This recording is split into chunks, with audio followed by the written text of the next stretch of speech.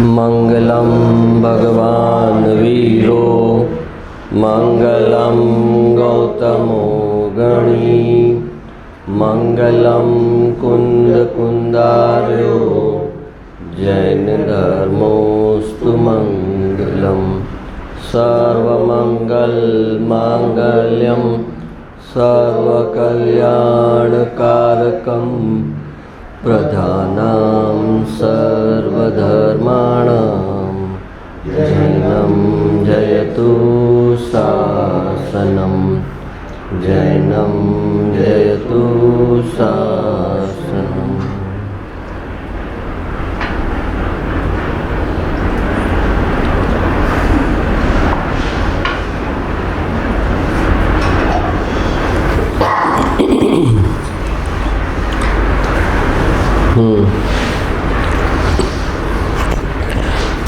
દ્રવ્ય સત છે, ગુણ સત છે અને પર્યાય પણ સત છે.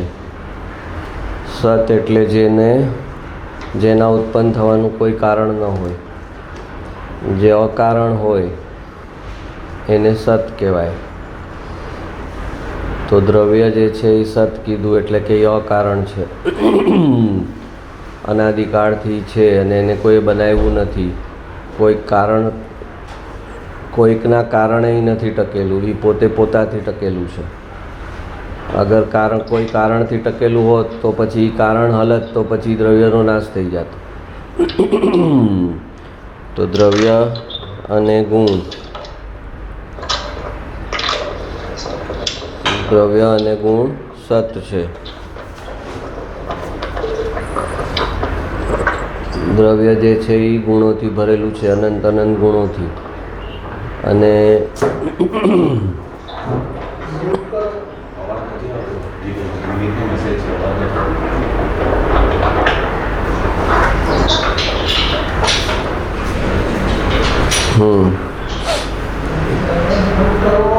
તો દ્રવ્ય, ગુણ અને પર્યાય ત્રણેય સત છે એ સચ.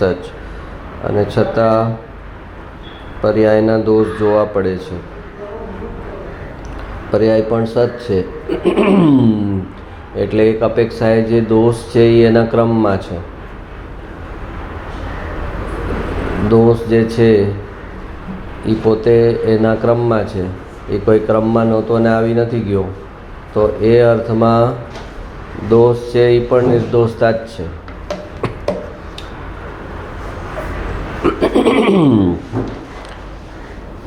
આ એવું છે કે એક વર્ષનું બાળક હોય અને એને કોઈ તેડે, એટલે નરેન્દ્ર મોદી તેડે એને, અને એણે 1 લાખનો સૂટ પહેર્યો હોય અને એ નાનું બાળક પોટ્ટી કરી દે નરેન્દ્ર મોદીના 1 લાખના સૂટ ઉપર, તો એનો દોષ ગણાય કે ન ગણાય?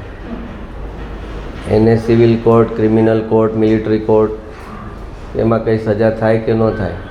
તો કે ન થાય. કેમ? જો સજા ન થાય તો તમે નિર્દોષ ગણ્યું.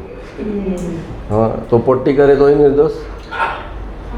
તો કે પણ એની જે ઉંમર છે 1 વર્ષની, એની યોગ્યતા જ એવી છે કે એ પોટ્ટી કરી શકે.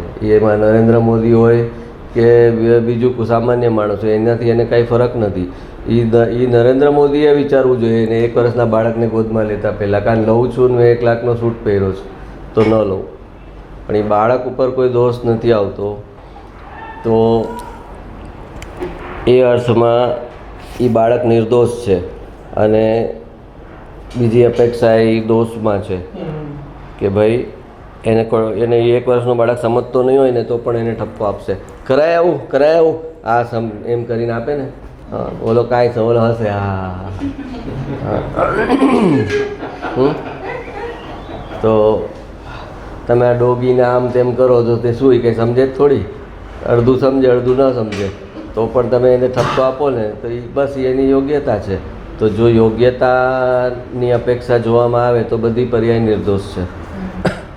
અને પર્યાયની મુખ્યતાથી પર્યાયનું કથન આવે ત્યારે એ પર્યાયના દોષ રૂપે જોવામાં આવે કે એટલે કે એનો વિકાસ હજી પૂરો નથી થયો, એ એનો દોષ છે.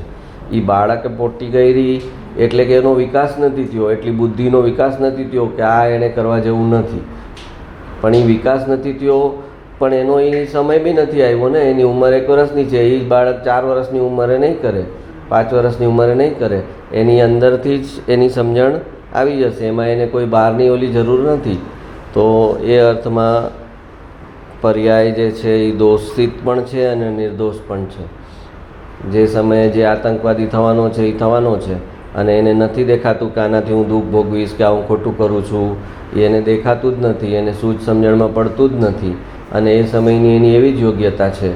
તો પછી ભગવાન એને દોષિત નથી જોતા, કે એની યોગ્યતાની નજરથી જુએ છે કે અત્યારે એની યોગ્યતા જ નથી આ ચીજને સમજી શકે. જેમ 1 વર્ષના બાળકની યોગ્યતા નથી કેટલું બધું સમજવાની, ન સમજવાની, એમ એની યોગ્ય. તો એવી રીતે 1 વર્ષનું બાળક છે, એમ પહેલું ગુણસ્થાન છે. તો આતંકવાદી ભગવાન કે કયા ગુણસ્થાન પર છે, કે તો કે પહેલાં ગુણસ્થાન પર, મિથ્યાત્વના. તો મિથ્યાત્વના ગુણસ્થાનમાં એની યોગ્યતા શું હોય, શું ન કરી શકે? 1 વર્ષનું બાળક કઈ ભૂલ ન કરી શકે? તો કે પહેલાં ગુણસ્થાનવાળો શું ભૂલ ન કરી શકે? બધી ભૂલ કરી શકે. તો કે ગુણસ્થાન પ્રમાણે એની યોગ્યતા છે, એના પરિણામ છે, અને એ જે છે એ બરાબર છે. હા, પણ એનો વિકાસ ક્યાંથી ક્યાં, મિથ્યાત્વથી લઈ સમ્યક દર્શનથી લઈ કેવળ જ્ઞાન સુધીનો એ વિકાસ કરી શકે એમ છે. એટલે એ વિકાસ કરી શકે એમ છે ને નથી કર્યો, ત્યારે એને દોષ ગણવામાં આવે કે આ દોષ છે. એટલે કે એને આ ચીજને ફાઇનલ ન સમજી બેસે, એટલે એને દોષ કહેવામાં આવે કે તું તારું આ ફાઇનલ પોટેન્શિયલ નથી, તારું ફાઇનલ પોટેન્શિયલ આ છે અને તું એ કરી શકે છે, આને ટાળી શકે છે. એ ટાળી શકે છે એટલે એને દોષ ગણવામાં આવે છે. પણ એ પર્ટિક્યુલર સમયે ટાળી શકાય એવો નહોતો. ભવિષ્યમાં એ દોષની ટળવાયોની યોગ્યતા આવી શકે છે, એ અપેક્ષાએ વર્તમાનમાં એને દોષ કીધો. પણ એ વર્તમાનના એ સમયે એ ટાળી શકાય એમ નહોતો. વર્તમાનના એ સમયે ટાળી અને જ્યાં નિર્દોષતા લાવી શકાતી હતી ન લાવ્યા, તો કે એવું નથી. તો ભગવાનનું કેવળ જ્ઞાન ફેલ થઈ જાય. ભગવાનનું કેવળ જ્ઞાનમાં તો એના દોષ કરવાનો સમય બી ફિક્સ છે, અને દોષ જવાનો સમય ફિક્સ છે. હવે દોષ કરવાનો સમય ફિક્સ છે, દોષ જવાનો સમય ફિક્સ છે, તો પછી વાત જ નિર્દોષતામાં થઈ ગઈ ને. દોષ જવાનો છે એ એની રીતે જવાનો છે, એમાં પણ આત્મા કાંઈ કરતો નથી. દોષ છે એમાં પણ આત્માએ કાંઈ કર્યું નથી. તો એ બંને એ યોગ્યતાના એંગલથી જુએ ત્યારે નિર્દોષતા જ બચે ખાલી. અને જ્યારે પર્યાયની મુખ્યતાથી જોવામાં આવે કે આ પર્યાયનો આ પર્ટિક્યુલર જે દોષ, જે વ્યવહારમાં દોષ ગણવામાં આવે છે, એ ટાળી શકાય એમ છે કે નથી ટાળી શકાય એમ, તો કે ટાળી શકાય એમ છે. આ તો એનો બુદ્ધિનો વિકાસ જ નથી થયો, એટલે એને સમજાતું નથી. બગા આનાથી હાયર લેવલ પર જઈ શકે છે, એનું પૂર્ણતા પ્રાપ્ત કરી શકે છે. તો એ અર્થમાં દોષ છે. પણ એ સચ દ્રવ્ય ગુણ પર્યાય એને શ્રદ્ધામાં તો ત્રણેયને સત ગણવા પડે. શ્રદ્ધામાં પણ એમ ગણે કે પર્યાય દોષવાળી છે, તો પછી એની અંદર કર્તાપણું ઊભું થાય, અને કર્તાપણાથી દોષને ટાળવા માગે. તો કર્તાપણાથી દોષને ટાળવા માગે તો કર્તાપણું પાછો નવો દોષ થયો, કર્તાપણું ઇટસેલ્ફ નવો દોષ થયો. તો કે દ્રવ્ય સત છે, ગુણ સત છે, અને પર્યાયમાં જે દોષ છે એ પોતે પોતાના સમયે પોતાની મેળે જવાનો છે, એને કોઈ પરના આશ્રયની જરૂર નથી. 1 વર્ષનો છોકરો છે, એની હાઇટ અત્યારે છે કે ભાઈ 2 ફૂટની હાઇટ છે, તો હવે એને 5 ફૂટની કરવા માટે એને શું કરવાનું? તો કે એની મેળે થતી જ જશે, એની મેળે એની હાઇટ થતી જ જશે, એની યોગ્યતા આવતી જ જશે. ડાળ ઉપર લીલી કેરી લીલી છે ને ખાટી છે, હવે એમાંથી એને મીઠા થવાનું છે ને પીળા થવાનું છે, તો એમાં એને શું કરવાનું છે? તો કે બસ એ ક્રમ પ્રમાણે થતું જ જશે, એમાં એને કોઈના આશ્રયની જરૂર નથી. તો એ અર્થમાં પર્યાય જે છે એ નિર્દોષ છે, કે એનો દોષ છે જે કંઈ, એમાં પણ એને કોઈ પરનો આશ્રય લેવાની જરૂર નથી કે પરનો આશ્રય લે અને એનો દોષને ટાળે. એ પર્યાય પોતે જ સ્વયં એના સટકારક બદલાતા જશે, એની યોગ્યતા બદલાતી જશે. એમ એ પોતે જ દોષમાંથી જેને નિર્દોષતા ગણવામાં આવે છે એ નિર્દોષતા રૂપે પરિણમી જશે. તો શ્રદ્ધાથી આમ જોવાનું છે, અને જ્ઞાનમાં સમયે સમયે દોષને દોષ રૂપે જોવાનું છે, અને શ્રદ્ધામાં દોષ જે છે એને પણ નિર્દોષ જોવાનું છે. કે એ સમયની એ યોગ્યતા હતી, પણ હવે એ સમયની યોગ્યતા તું કહે છે, તો નવા સમયે તને એ યોગ્યતાને બદલવી છે, તો હવે તારી દ્રષ્ટિ ક્યાં હોવી જોઈએ? તો કે તારી દ્રષ્ટિ દ્રવ્ય પર હોવી જોઈએ, તો એની પર્યાય એના ક્રમ પ્રમાણેની યોગ્યતા બદલાઈ જશે. પર્યાયમાં જે દોષ છે એની જગ્યાએ અત્યારે વિકાર છે અને નિર્વિકાર આવવાનો છે, તો એ નિર્વિકાર આવશે એમાં એ સમયે પર્યાયનો પુરુષાર્થ શું કહેવામાં આવે? તો કે એણે દ્રવ્ય જે નિર્વિકારી છે એને દ્રષ્ટિમાં લીધું કે જેવું દ્રષ્ટિમાં દ્રવ્ય નિર્વિકારી છે એવી જ મારી પર્યાય પણ નિર્વિકારી જ છે અને થશે. અત્યારે નથી તો થશે. તો એમ કરે એટલે એને કરતાપણાનો પુરુષાર્થ નથી કીધો. પર્યાયને સુધારવાની જરૂર છે. એ સુધારવાની ઉપદેશ બોધમાં એમ આવે કે પર્યાયને સુધાર, પણ સિદ્ધાંત બોધમાં તો એમ આવે કે પર્યાય સુધરતી જશે એનું જ્ઞાન કર. પર્યાય એની મેળે સુધરતી જશે, એના સમયથી એની અંદર જ્ઞાન ઉપદેશ જે બધું બહારથી આવી રહ્યું છે, અંદરથી આવી રહ્યું છે, એ બધા ફોર્સિસ એક્ટ થશે અને એ પર્યાય ઓટોમેટિક સુધરતી જશે. અને એ સુધરતી જશે એનું જ્ઞાન કર. એ સુધરતી પર્યાયમાં પણ એકત્વ ન કર. બગડેલી પર્યાયમાં તો એકત્વ ન જ કર, પણ સુધરેલી પર્યાયમાં પણ એકત્વ ન કર. પણ જેણે બગડેલીમાં એકત્વ કર્યું છે એ સુધરેલીમાં પણ કરશે. જેના હેન્ડરાઇટિંગ ખરાબ હોય પછી કાંઈ કોર્સ કરે ને એના હેન્ડરાઇટિંગ સારા થાય તો એ પછી 25 જણાને કે જો મારા હેન્ડરાઇટિંગ, હવે જો મારા હેન્ડરાઇટિંગ જો તો એ હવે સુધરેલાનું કરતાં પણ લેશે જ, એ ગર્વ લેશે જ. કેમ કે ઓલામાં એણે ઇન્ફિયોરિટી ભોગવી છે કે મારા હેન્ડરાઇટિંગ ખરાબ છે. હેન્ડરાઇટિંગ ખરાબ છે, મારા હેન્ડરાઇટિંગ ખરાબ નથી. તો એણે મારા લગાવ્યું હતું ત્યાં, તો હવે સારા થશે ત્યારે એ ત્યાં પણ મારા એડ કરશે. તો પર્યાયના દોષ જોવાના છે. એ એંગલ એક અલગ એંગલ છે, એ ઉપદેશ બોધનો એંગલ છે. અને સિદ્ધાંત બોધ એમ કહે છે કે કાંઈ ન કરવું એ જ મોટો પુરુષાર્થ છે. કાંઈ ન કરે તો પર્યાય ઉત્પાદ વ્યયવાળી છે, તો દોષ પોતે વ્યય પામવાનો જ છે. દરેક પર્યાય દોષ છે એ પર્યાય છે અને પર્યાય ઉત્પાદ વ્યયવાળો છે, વાળી છે. તો એ ઉત્પન્ન થશે અને એનો વ્યય, મારે પર્યાયનો વ્યય કરવાનો છે, એ તો મિથ્યાત્વ થઈ ગયું. પર્યાય સ્વયં ઉત્પાદ કરે છે અને પર્યાય સ્વયં વ્યય કરે છે અને તું એને જાણનાર છે. તો આ શ્રદ્ધાને હલાવે નહીં અને બરાબર રાખે. અને એ સમયે પર્યાયમાં જ્યારે દોષ છે ત્યારે એને ટાળવાનો સમયનો રાગ પણ આવે કે આ દોષ કેમ થાય છે, આને ટાળવું, આ કે દોષ કેમ થાય છે. એ રાગ જે થાય છે એ રાગને કારણે દોષ નથી ટળતો. રાગને કારણે દોષ નથી ટળતો. દોષ તો એના સમયે એના કારણે ટળે છે.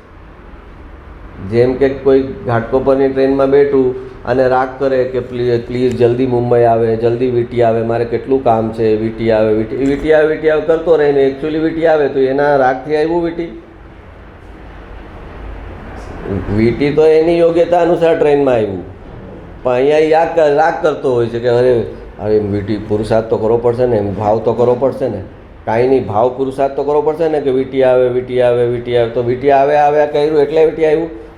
અને કોઈ સૂઈ ગયો હોય તો વીટી ન આવે, તો સૂઈ ગયો હોય તો વીટી આવે ને જગાડે ને બધા કે ભાઈ વીટી આવ્યું. તો કે બસ, તો એ રાગ થાય છે. તો કે એવો નૈમિત્તિક સંબંધ છે કે જેને દોષ ટાળવાનો ભાવ આવે એટલે દોષ ટાળવાનો જે નિર્ણય કરે એને દોષ ટાળવાનો રાગ પણ આવે કે આને કેમ ટાળવું. બસ એ રાગ તો ઉપદેશ બોધમાં એ રાગને મુખ્ય કરે કે તને દોષ ટાળવાનો ભાવ થયો છે તો તને દોષ ટાળે એવો રાગ કેમ નથી થતો અને એને અનુરૂપ તારું કેમ વર્તણૂક નથી થતી. રાગ પ્રમાણે તારી વર્તણૂક કેમ નથી થતી. દોષ ટાળવાનો છે તારે, એવો રાગ છે તને, તો રાગ પ્રમાણેનો પુરુષાર્થ આવે જ તો કેમ નથી આવતો. તો ઉપદેશ બોધ એમ પકડે કે એટલે તને રાગ બી નથી થયો હજી કે આ ચીજથી મારે છૂટવું છે. તો પુરુષાર્થ જેને કહે આવું છે કે વીટીની ટ્રેનમાં બેઠા અને વીટી આવે કરે અને વીટી આવી જાય તો કે જો આવ્યું જો, અરે પણ હું સૂઈ ગયો તો તોય આવ્યું, તો તારાથી થોડી આવ્યું જ વીટી. તો કે નહીં કરું તો કેવી રીતે આવશે. પણ એટલા શાંત બેસવા માટે પછી બધી બાજુએ શાંત થવું પડે. દોષમાં હું શાંત રહું એટલો સ્વભાવમાં ઠરી જાય કે દોષને મારે કાંઈ કરવું નથી હવે. તો પછી એના માટે પછી બધી જગ્યાએ આવે. પછી ગુણનો ગર્વ પણ ન હોય, જ્યાં જ્યાં પોતાની એચિવમેન્ટ હોય એનોય ગર્વ ન હોય. બધી ચીજ પછી તો ત્યાં શૂન્ય થઈ જાય. તું કે દોષ જેમ છે એમ બરાબર છે, આ સમયે એ દોષની યોગ્યતા હતી અને છે, તું એમ કે તો પછી ગુણની બી યોગ્યતા હતી ને છે, તો ત્યાં તને ગુણનું ગર્વ હોય. અને દોષમાં તું કહે કે મને એનો શોખ નથી, ગુણનો હર્ષ, અને પછી દોષનો શોખ નથી, તો એમ ન ચાલે. પછી ગુણના કોઈ પ્રશંસા કરે તોય તમને થાય કે આ કોની વાત કરે છે, આ કોઈ બીજાની વાત કરે છે કે મારી વાત કરે છે. આ મારી વાત નથી કરતું, કોઈ થર્ડ પર્સનની વાત કરે છે. તમારા ગુણની પ્રશંસામાં પણ તમને એમ લાગે કે આ તો કોઈ થર્ડ પર્સનની વાત છે, મારી વાત થોડી છે. હું ક્યાં ગુણરૂપે પરિણમન કરી શકવાની તાકાત ધરાવું છું. એ પર્યાયની યોગ્યતાથી વસ્તુ થઈ છે, એમાં હું જાણનાર છું. તો પછી ગુણ સાથે એટલું ડિસ્ટન્સ થઈ ગયું તો પછી એના દોષનો ટોપલો પણ એના ઉપર નથી આવતો. બસ એ છે, એ સમયની યોગ્યતા છે અને એ પ્રમાણે છે. બંને બાજુ એનું કરતાપણું ટળી ગયું. ગુણનું કરતાપણું ટળી જાય એને પછી દોષનું કરતાપણું પણ એના માથે ન આવે. પણ ગુણનું કરતાપણું ઊભું હોય તો પછી દોષનું કરતાપણું પણ આવે.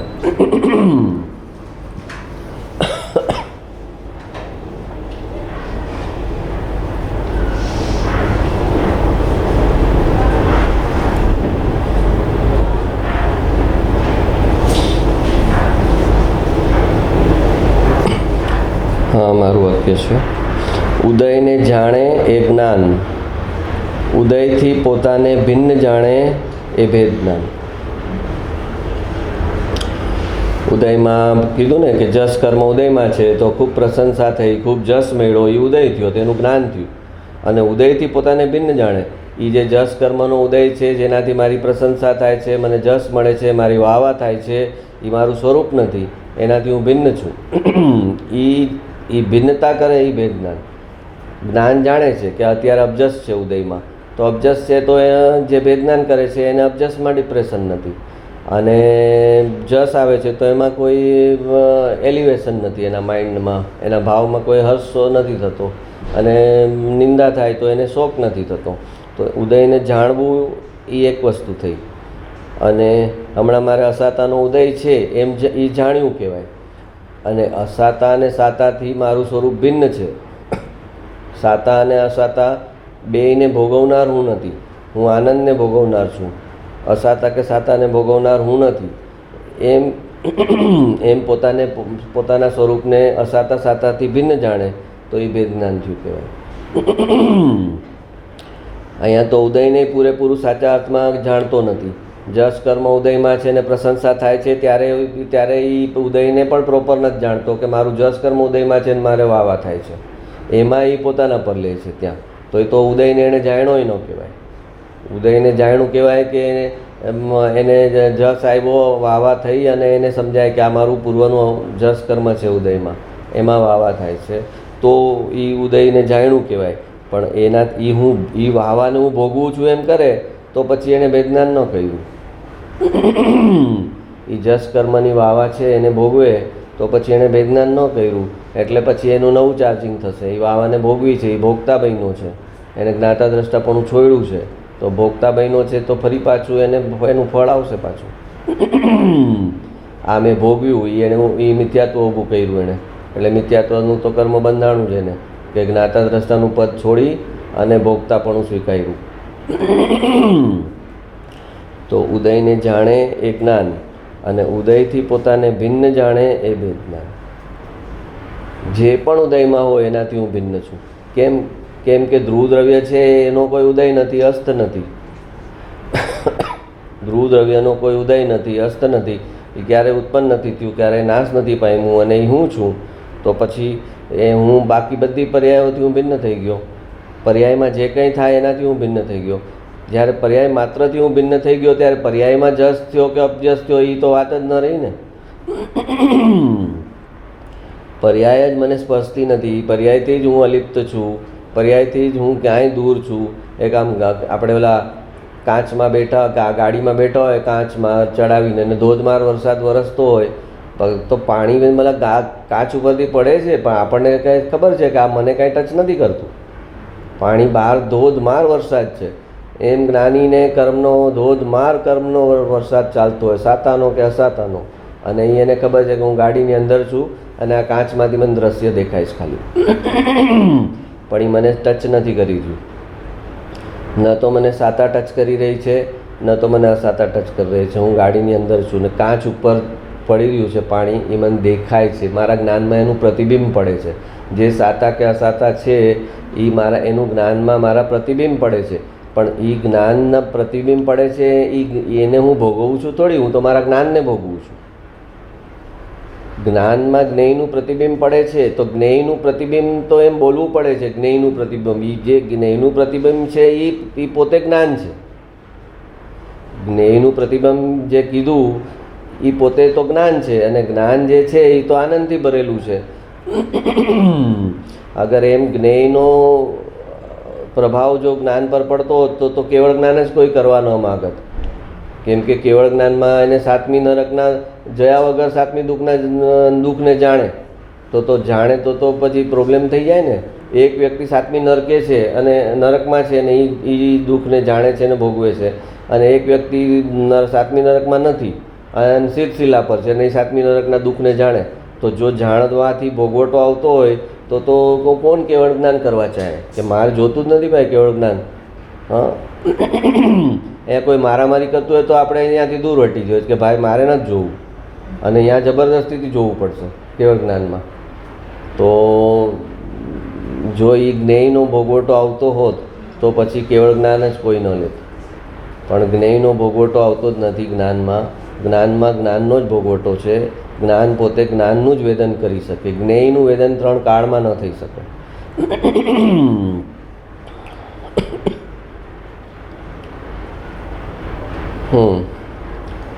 પાપાનું બંધી પુણ્ય એટલે શું?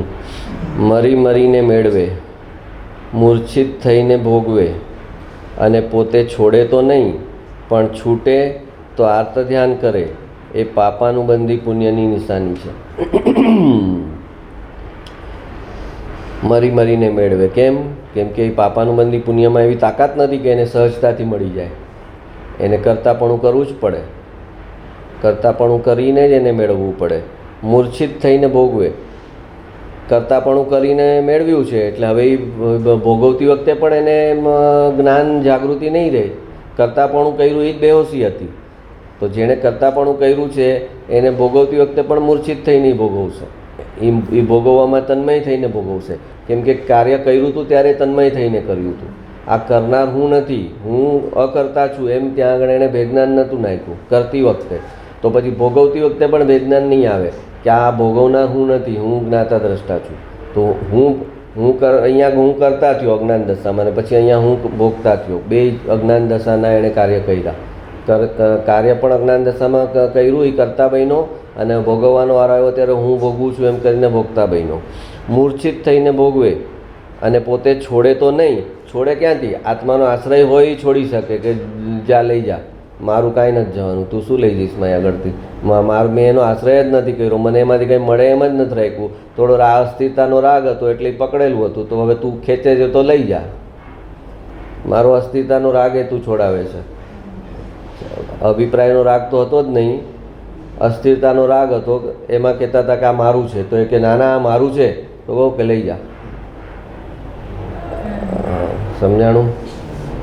અભિપ્રાયના રાગવાળો એ છોડી ન શકે, અસ્થિરતાના રાગવાળો છોડી દે. મરીને મેળવે, મૂર્છિત થઈને ભોગવે, અને પોતે છોડે તો નહીં. છોડે કે સુખ ક્યાંથી? એ તો પકડી જ રાખે. કેમ કે એને આત્માનો આશ્રય નથી, એટલે વસ્તુમાં સુખ એણે પોતે માનેલું છે, તો એ છોડે કેવી રીતે? પણ છૂટે તો આર્ત ધ્યાન કરે. કોઈ કારણસર છૂટી જાય તો આ છૂટી ગયું, અરે રે શું ભૂલ થઈ ગઈ, આ મિસ્ટેક થઈ ગઈ, આ જો આમ ન કર્યું હોત ને તો આ ન થાત. એ બધું એને અફસોસ ને બધું થાય કે આ મેં ખોટું કર્યું, જો આ ન કર્યું હોત ને તો આમાં બચી જાત. એ પાપાનું બંધી પુણ્યની નિશાની છે. એટલે કે એનું પુણ્ય ઉદયમાં છે, પણ એ કેવું છે? અજ્ઞાન દશાનું પુણ્ય છે પહેલાંનું પણ. એટલે એ નવો અનુબંધ પાપનો જ આપશે. ઉદયમાં પુણ્ય છે પણ એને અનુબંધ નવો પાપનો પડશે.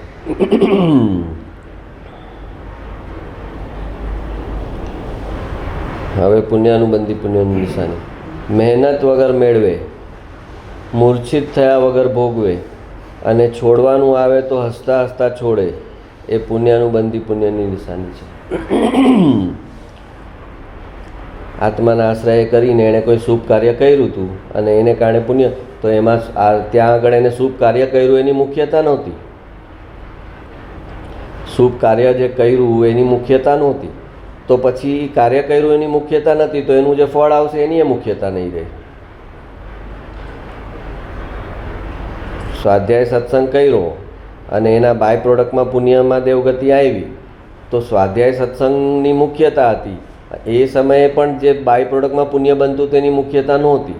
તો પછી હવે એનું ફળમાં દેવગતિ આવશે ત્યારે એ દેવગતિની પણ મુખ્યતા નહીં હોય કે સ્વાધ્યાય સત્સંગ મારું મુખ્ય વસ્તુ તું, આ તો બાય પ્રોડક્ટમાં કચરો આવ્યો છે, તો એની શું મુખ્યતા કરું?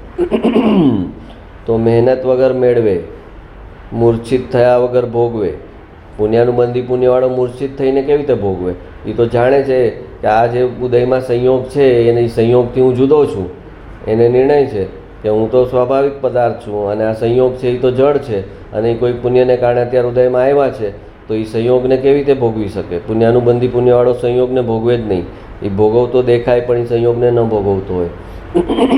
મહેનત વગર મેળવે, મૂર્છિત થયા વગર ભોગવે અને છોડવાનું આવે તો હસતા હસતા છોડે, એ પુણ્યાનુબંધી પુણ્યની નિશાની છે.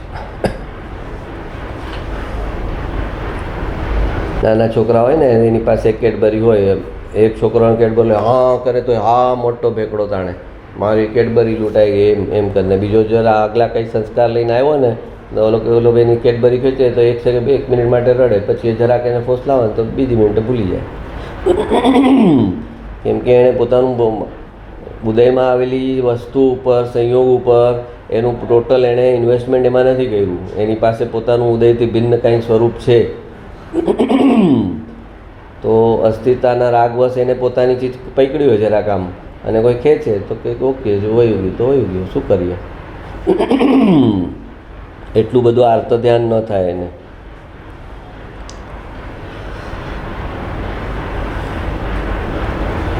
હા, કરતાપણા સહિત કરેલું ધ્યાન ભૌતિક સિદ્ધિ આપે છે અને એવી સિદ્ધિ અધોગતિમાં લઈ જાય છે.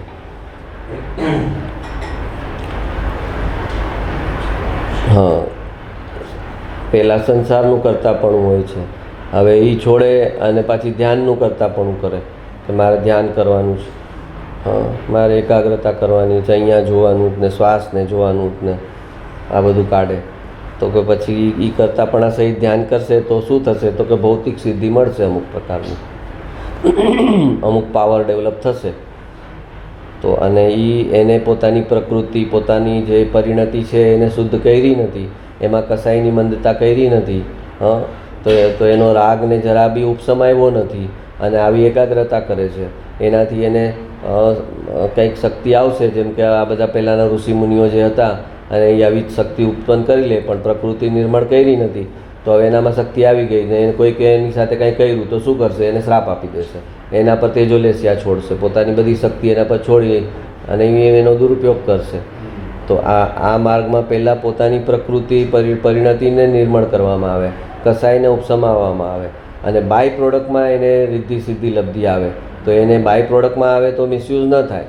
ઓલાએ મુખ્યતા એ કરીને એને ટાર્ગેટ રાખીને એને મેળવવું છે, તો એને લાલસાપૂર્વક મેળવવું છે. તો હવે એ ક્યાંય પણ એની લાલસા નહીં પૂરી થાય ત્યાં એનો એ મિસયુઝ કરશે એનો પાવરનો અને સામાળાને એનાથી નુકસાની પહોંચાડશે અને સીધો અધોગતિમાં જશે. કરતાપણા સહિત કરેલું ધ્યાન ભૌતિક સિદ્ધિ આપે છે અને એવી સિદ્ધિ અધોગતિમાં લઈ જાય છે. ધ્યેયને સમજતો જાય તો પછી સહજ ધ્યાનની દશા આવે કે ધ્યેય જે છે, ધ્રુવ દ્રવ્ય જે છે એ ધ્યેય છે, એની સમજણ કરતો જાય, એના સંસ્કાર નાખતો જાય, તત્વના સંસ્કાર નાખતો જાય, વિચાર દશા ખીલવતો જાય. રાઈટ વેમાં વિચાર દશા ખીલે તો એના ફળ સ્વરૂપ નિર્વિચાર દશા એની મેળે આવે. તત્વ ચિંતન મનન રાઈટ દિશામાં એને ઉઘડે અંદરથી તો પછી એનું નેક્સ્ટ સ્ટેશન છે નિર્વિચારતા. રાઈટ વેના વિચાર અને એનું નેક્સ્ટ સ્ટેશન છે નિર્વિચારતા. એ લાવવાનું નથી, એ એની મેળે જ છે કે રાઈટ વે વિચાર દશા એની ખુલી તો પછી એ વિચાર દશા કાયમ નહીં રહે. કેમ કે વિચાર દશા બી પોતાનો સ્વભાવ નથી, નિર્વિચાર દશા એ પોતાનો સ્વભાવ છે. તો પછી એ વિચાર દશા બી કાયમ નહીં ટકી શકે. એ વિચાર દશામાંથી એની મેળે નિર્વિચાર દશા આવી જશે. તો એ થઈ ગયું સહજ ધ્યાન. એટલે કે ધ્યાન કરવાનું ન હોય, ધ્યાનમાં હોવાનું હોય. આપણે લૌકિકમાં બી યુઝ કરજો, ધ્યાન રાખજે, જો ધ્યાનથી કરજે, જો ધ્યાન આપણે કહીએ છીએ ને એ શું કહે છે ધ્યાન રાખજે, ધ્યાન રાખજે, ધ્યાન રાખજે. ધ્યાન રાખજે શું? તો એ ધ્યાન રાખજે આપણે ત્યાં આગળ એ જ યુઝ કરે છે. ધ્યાન તો સ્વભાવ છે પોતાનો, ધ્યાન તો પોતાનો સ્વભાવ છે. પર્યાયની અંદર જાગૃતિ રાખવી એ પોતાનો જ્ઞાનની અંદર સાવધાની છે. એ જ્ઞાનની અંદર જે સાવધાની છે એ ઇટસેલ્ફ ધ્યાન છે. એક નાનું બાળક હોય, તમને કોઈ કાંઈ કહીને ન ગયું હોય કે આનું ધ્યાન રાખજો, અને તમે બેઠા છો ને એ કંઈક અહીંયા આગળ સમજો કે ઓલી આગ છે ને એના તરફ જતું હોય, તમારું ધ્યાન જશે તો તમે ઓટોમેટિક એને રોકશો કે નહીં રોકો? હા, કોઈ કીધું નહીં હોય તો નહીં રોકો? રોકશો. તો જ્ઞાનની અંદર ઓટોમેટિક હિત અહિત, શું કરવું શું ન કરવું, હર સમયનું ઇનબિલ્ટ છે એની અંદર. અને ઓલો કે કરે તમે ધ્યાન ન રાખ્યું, આ છોકરાએ આમ કર્યું તો ધ્યાન ન રાખ્યું એમ કહે ને, ધ્યાન ન રાખ્યું તો એનો મતલબ શું થયો કે જે પર્યાયમાં ઉદયમાં હતી એમાં સહજતાથી તમારો ઉપયોગ જવો જોઈએ કે આ ચીજ આ કરે છે તો આને રોકવું, એ તમે ન રાખ્યું, એને કહેવાય ધ્યાન ન રાખ્યું. તો ધ્યાન તો સહજ છે. હમણાં ધડામ દઈને કંઈ અવાજ આવે તો આપણો ઉપયોગ પહેલો ત્યાં જાય ને કે અરે કંઈક અવાજ આવ્યો, કંઈ વિસ્ફોટ થયો, એ કરવું પડે. તો કે ઓટોમેટિક જે ચીજ છે, ઉદય જે છે એ ઓટોમેટિક જ્ઞાનને તારા એના તરફ ખેંચી જ લે છે. હા, અને કોઈ પણ એ સમયે કોઈ રાગમાં ડૂબેલો હોય, પોતાના પર્ટિક્યુલર રાગમાં, કે ટીવી જોતો હતો, હા, અને ઓલી ટાંકી ફાટીને એને ખબર ન પડી, તો ખબર ન પડી તો કે એવી ટીવી જોવામાં એવો તન્મય હતો, ઓલી ટાંકી ફાટી, કુકરની ઓલી ફાટ્યું તો ખબર ન પડી એને. તો એ ક્યારે થાય કે એ કોઈક રાગમાં તન્મય હોય તો જ એને જ્ઞાનની જે જાગૃતિ હોય એ તૂટે, નહીંતર તો જ્ઞાનનો સહજ સ્વભાવ છે જાગૃત રહેવાનો.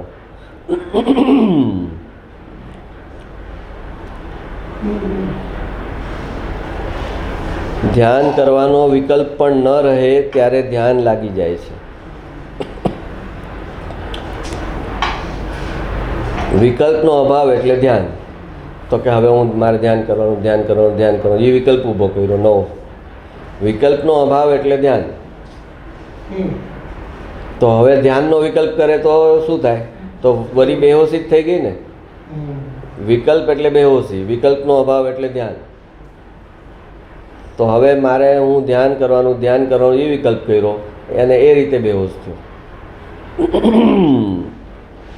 એક છોકરો એક્ઝામ હતી ને ટીવી જોતો હતો ને ન ભણ્યો, અને એક છોકરો કે હું સમયસર વાંચતો હતો, ગીતા વાંચતો હતો અને ભણ્યો નહીં. મેથ્સની એક્ઝામ હતી અને ગીતા વાંચી, તો મમ્મી એને શાબાશી આપે કે ના ના, ઓલો ટીવી એક જણાએ ટીવી જુએ એ નહીં પડે અને આણે ગીતા વાંચતો એ નહીં પડે. તો એવી રીતે ધ્યાનનો વિકલ્પ કર્યો, એ એમ વિચારે છે કે હું તો ધ્યાનનો વિકલ્પ કરું છું, ધ્યાન કરવાનો વિકલ્પ કર્યો. તો અરે તું વિકલ્પ કરે છે એટલે તું એ જ લાઈનમાં આવી ગયો. તે શેનો વિકલ્પ કર્યો એનું મહત્ત્વ નથી. વિકલ્પ કર્યો એટલે તું જે સ્વાભાવિક વસ્તુ છે, નિર્વિકલ્પ સ્વભાવવાળી વસ્તુ જેનાથી તું દૂર થઈ ગયો. પછી હું શુદ્ધાત્મા છું એવો વિકલ્પ કર્યો તો પણ તું શુદ્ધાત્માથી દૂર થઈ ગયો. હું શુદ્ધાત્મા છું તે હું એમ બોલ્યો ને કે વિકલ્પ કર્યો એટલે તે વસ્તુને મલિન કરી નાખી. એક વ્યક્તિ એમ કે હું અશુદ્ધાત્મા છું, એણે બી શુદ્ધાત્મો જે છે એને મલિન કર્યો. અને એક વ્યક્તિ કહે કે હું શુદ્ધાત્મા છું, તો એણે ઓલી વસ્તુને શુદ્ધ કરી કહેવાય, એણે પણ મલિન જ કરી છે. પણ ઓલી મલિનતા કરતાં આ મલિનતા, પાછી મલિનતામાં ચૂઝ કરવાનું આવે તો કે ના ઓલી નહીં કરતા આ કરજો. હું શુદ્ધાત્મા છું એ મલિનતા કરજો, ઓલી મલિનતા નહીં કરતા. કેમ? તો કે એ વસ્તુનો જેવો સ્વભાવ છે એના પ્રમાણેનો વિકલ્પ કરે તો એ અલાવ કરે કે જેવી વસ્તુ છે એવો વિકલ્પ કરે છે. અને ઓલો તો વિકલ્પથી, વસ્તુથી વિરુદ્ધ વિકલ્પ કરે છે, એટલે એ તો દૂર છે, વસ્તુથી ક્યાંય દૂર છે. આ વસ્તુને અનુરૂપ વિકલ્પ કરે છે, તો કોઈ ચાન્સ છે કે આ વિકલ્પ બંધ થાય અને એ વસ્તુનો અનુભવ એને થાય. એટલે એને એ વિકલ્પ, શુદ્ધાત્માનો વિકલ્પ અલાવ કરે. ધ્યાન કરવાનો વિકલ્પ પણ ન રહે ત્યારે ધ્યાન લાગી જાય છે.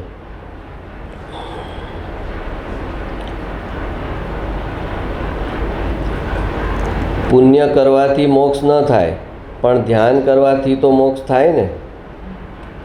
ધ્યાન એ પર્યાય છે ને પર્યાયને કરવાનો ભાવ એ મિથ્યાત્વ છે. પુણ્ય તો કે ના, પુણ્યથી તો મોક્ષ ન થાય, પણ ધ્યાન કરું તો એનાથી તો મોક્ષ થાય ને. તો કે તું ધ્યાન કરવા માટે કરે છે એટલે તારી દ્રષ્ટિ પર્યાય પર છે. જે મૂળ વસ્તુ તારે જોવાનું હતું દ્રવ્ય, એ તો તે જોયું જ નહીં. ધ્યાન એ પર્યાય છે ને ધ્યાન અને પર્યાયને કરવાનો ભાવ એ મિથ્યાત્વ છે. પર્યાયની યોગ્યતા અનુસાર એના સમયે થશે અને એને હું જાણનાર છું. મારું કામ છે કે જે દ્રવ્ય છે એમાં હું અહમપણું કરું અને બેસી જાઉં અને પર્યાયને એની રીતે સહજતાથી ખુલવા દઉં. તો કે એવું ધ્રુવમાં અહમપણું કરે એને પર્યાય બધી બેસ્ટ જ ખુલે, તો કે બેસ્ટ જ ખુલે. એવો જ નિયમ છે કે ધ્રુવમાં અહમપણું કરે, પલાઠી મારીને બેસી જાય ધ્રુવમાં, એને બધી નિર્મળ પર્યાયો જ ખુલે. તો કે એવું કેવું? તો કે બસ એ વસ્તુનું સ્વરૂપ એવું છે કે ધ્રુવમાં અહમપણું આવ્યું એટલે પર્યાયમાં મલિનતા બચી ન શકે. એટલે ધ્રુવમાં અહમપણું કર એવો ઉપદેશ આપવામાં આવે. પણ ધ્રુવમાં અહમપણું કરવું એ ઇટસેલ્ફ પર્યાય છે. ધ્રુવમાં અહમપણું કરવું એ ઇટસેલ્ફ પર્યાય છે અને એ પર્યાય એના યોગ્યતાના કાળે જ થવાની છે. તો કે તો પછી આ ઉપદેશબોધ આખો નકામો? તો કે ના, ઉપદેશબોધ નિમિત્ત રૂપે છે કે અનંત જીવો એ ઉપદેશબોધના નિમિત્તે એ ધ્રુવમાં અહમપણું કરી શક્યા છે. તો ઉપદેશબોધનું કામ છે આચાર્યનું કે ભાઈ ઉપદેશબોધ હું આપતો રહું, જેનું કાર્ય થવાનું હશે એ સમયે થઈ જશે અને એમાં ઉપદેશબોધ નિમિત્ત બનશે. તો નિમિત્તનો નાશ પણ ન કરાય અને નિમિત્તથી કાર્ય થશે એમ પણ ન મનાય.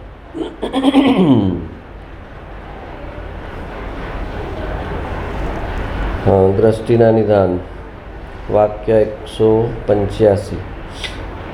કોઈ પણ જીવ પોતાની હયાતી વિના ક્રોધાદિ થવા કાળે આ ક્રોધાદિ છે એમ જાણી શકે જ નહીં.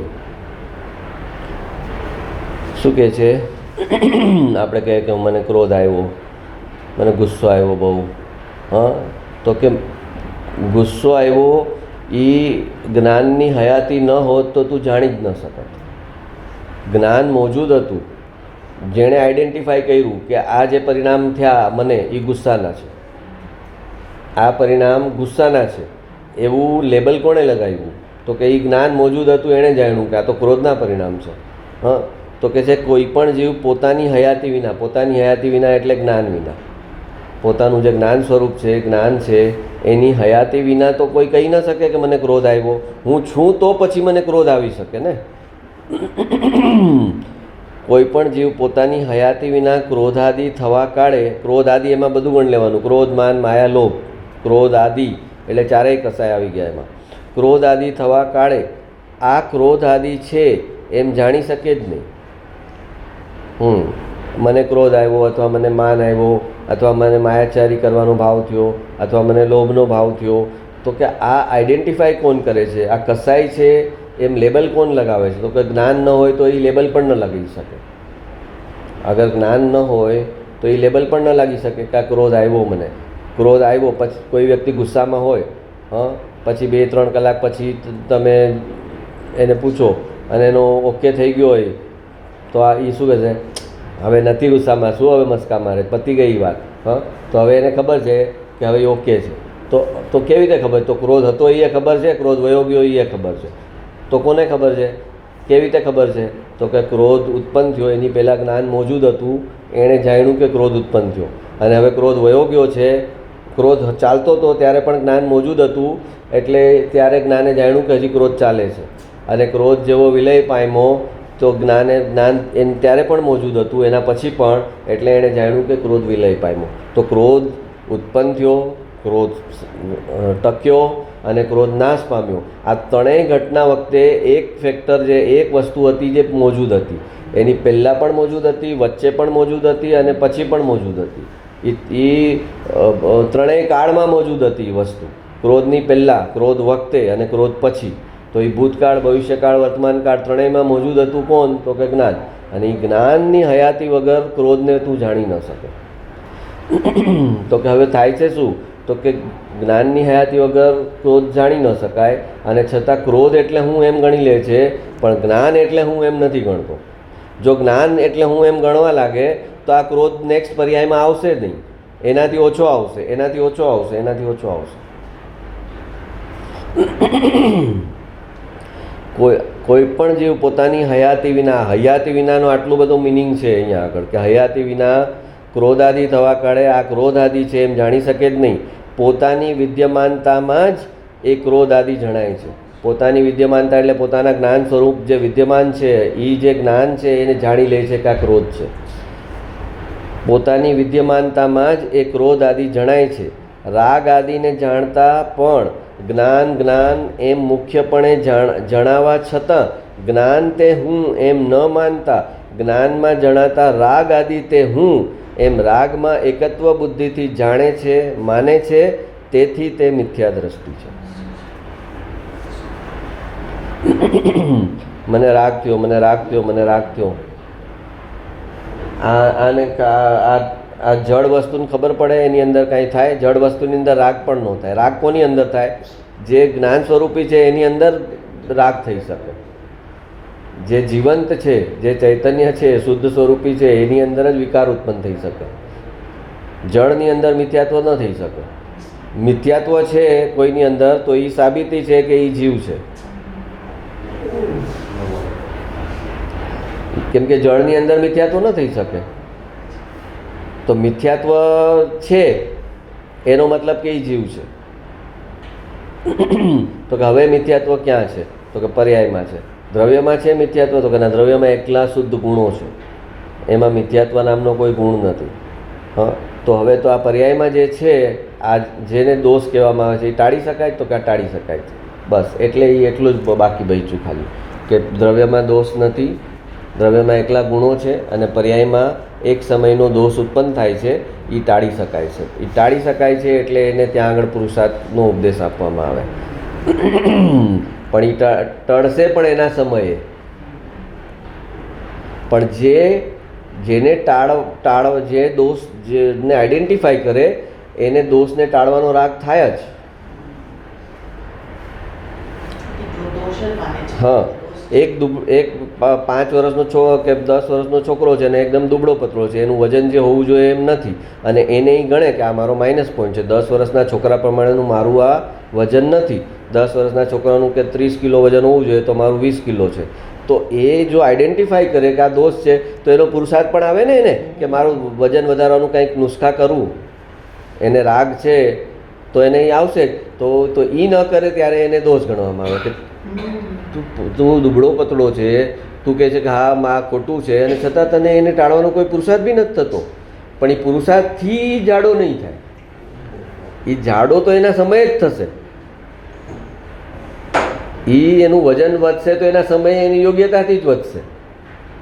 પણ જીવના પરિણામ બતાવે છે કે જે ભવિષ્યમાં વજન વધારવાનો છે એને વજન વધે અને એવો રાગ થાય અને એ રાગને અનુરૂપ પુરુષાર્થ થાય. એ પુરુષાર્થ એ અલગ પર્યાય છે અને એનું વજન વધશે એ અલગ પર્યાય છે.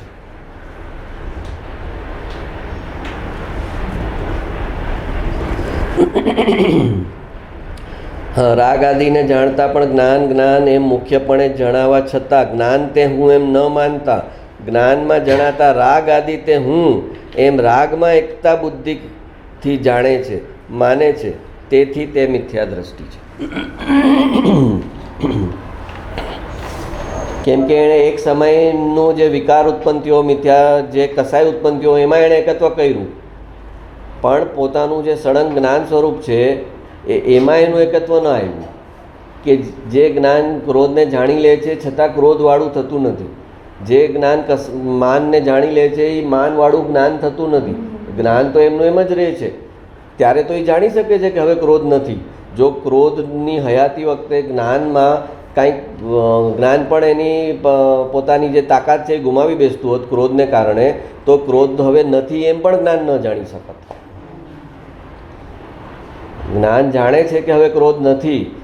એ ક્યારે? કે જ્ઞાન પર ક્રોધની કાંઈ અસર નથી થઈ. જ્ઞાનની કેપેસિટી જે છે, તાકાત જે છે, એનો ગુણ છે, એ ક્ષમતા છે, એ એમની એમ જ રહી છે ક્રોધ હોવા છતાં. ક્રોધમાં હતો, જ્ઞાનમાં હતું.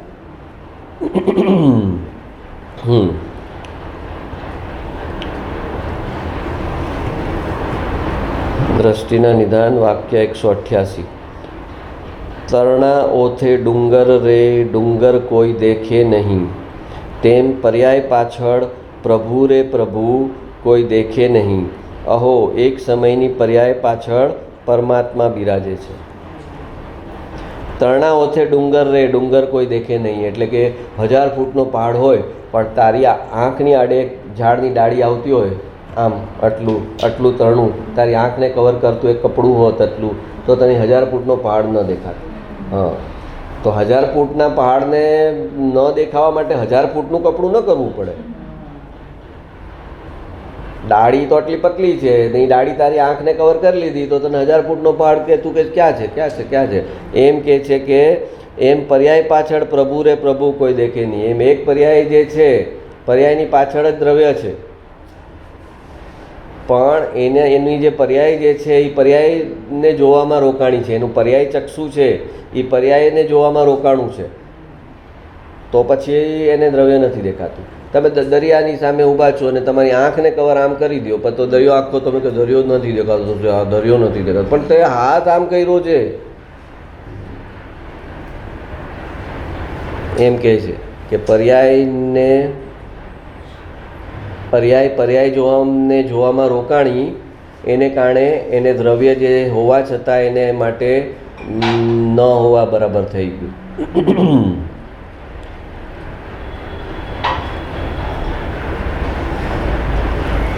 તરણા ઓથે ડુંગર રે ડુંગર કોઈ દેખે નહીં, તેમ પર્યાય પાછળ પ્રભુ રે પ્રભુ કોઈ દેખે નહીં.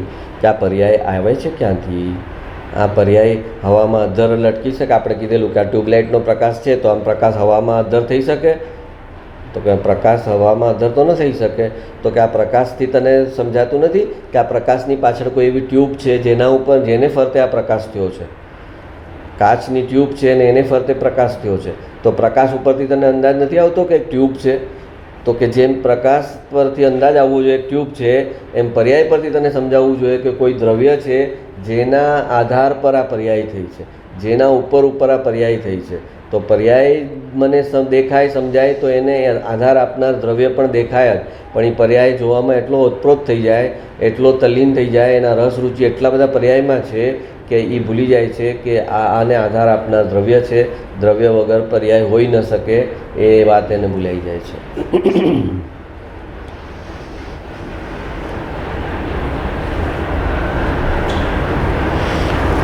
વાક્ય 191 દ્રષ્ટિના નિધાન. સાંભળતી વખતે એને આત્માનું સ્વરૂપ સ્પષ્ટ લાગે છે, છતાં પણ એની ભ્રમજાળ બની રહે છે. એનું કારણ એ છે કે એણે જ્ઞાનનો ઊંડો પાયો નાખ્યો જ નથી. શું કહે છે? સાંભળતી વખતે તો હા બરાબર છે, હા બરાબર છે, બરાબર છે, હા, પણ છતાં એની ભ્રમજાળ બની રહે છે.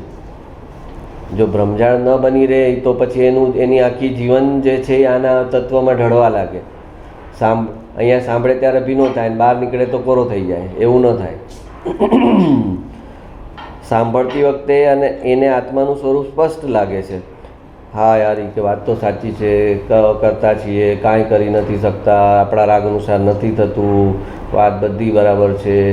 પણ પછી જ્યારે ઉદયમાં એક વાર આવશે ત્યારે બધું એનું વયું જશે. કેમ કે એણે જ્ઞાનનો પાયો આને ઘૂંટવું જોઈએ, જેટલું ઘૂંટવું જોઈએ એ ઘૂંટ્યું નથી. ઘૂંટીને એણે એની પરિણતિ બનાવવાની જોઈએ, એ પરિણતિ નથી બનાવી. એકવાર સાંભળ્યું, ધારણા જ્ઞાનમાં લઈ લીધું, બુદ્ધિમાં લઈ લીધું, આ આપણે તો આ કરતા છીએ, આપણે કાંઈ કરી શકતા નથી, હા આપણે જ્ઞાન સ્વરૂપી જ છીએ, રાગ મારું સ્વરૂપ નથી, એમ બુદ્ધિથી ઉપર બધું પકડી લીધું. અને ઉદયનો એક ધક્કો આવે ત્યાં બધું એનો પત્તાનું ઓલું ઘર હોય ને, નાના છોકરાનું પત્તાનું બનાવેલું ઘર, એમ ઉદયનો એક ઝોંકો આવે ને બધું પડી જાય. તો કહે છે કેમ એવું થાય છે? તો કે એણે જ્ઞાનનો ઊંડો પાયો નાખ્યો જ નથી. જ્ઞાનને કેટલું ઘૂંટવું પડે ત્યારે એ જ્ઞાન જે છે એ ખરે વખતે ઉદયમાં કામ કરે.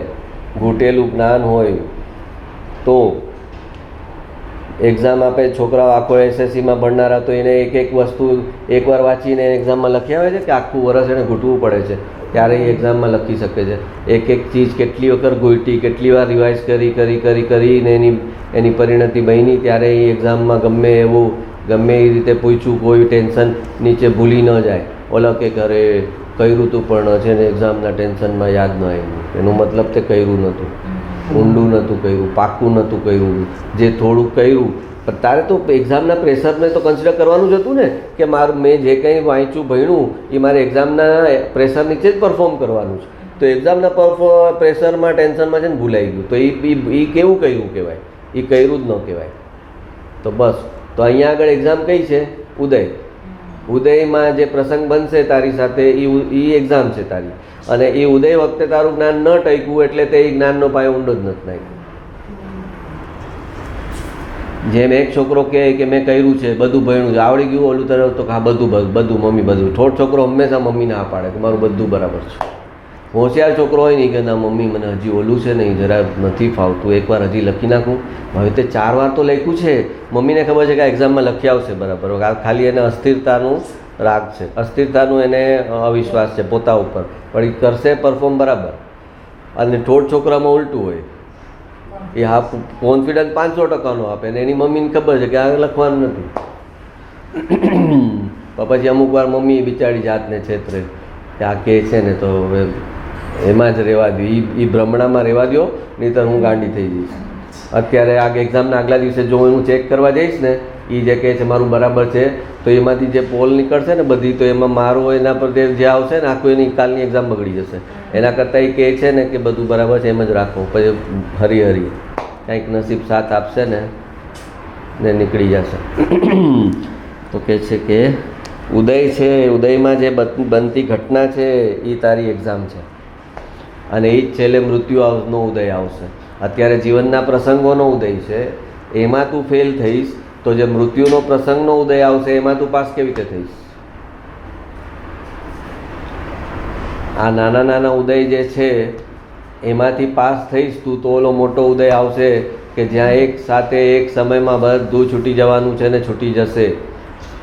કોઈ પૂછવા નહીં આવે તને કે ટાઈમ આપશે નહીં મૃત્યુ કે જરાક મને પ્રિપેર થઈ જવા દો,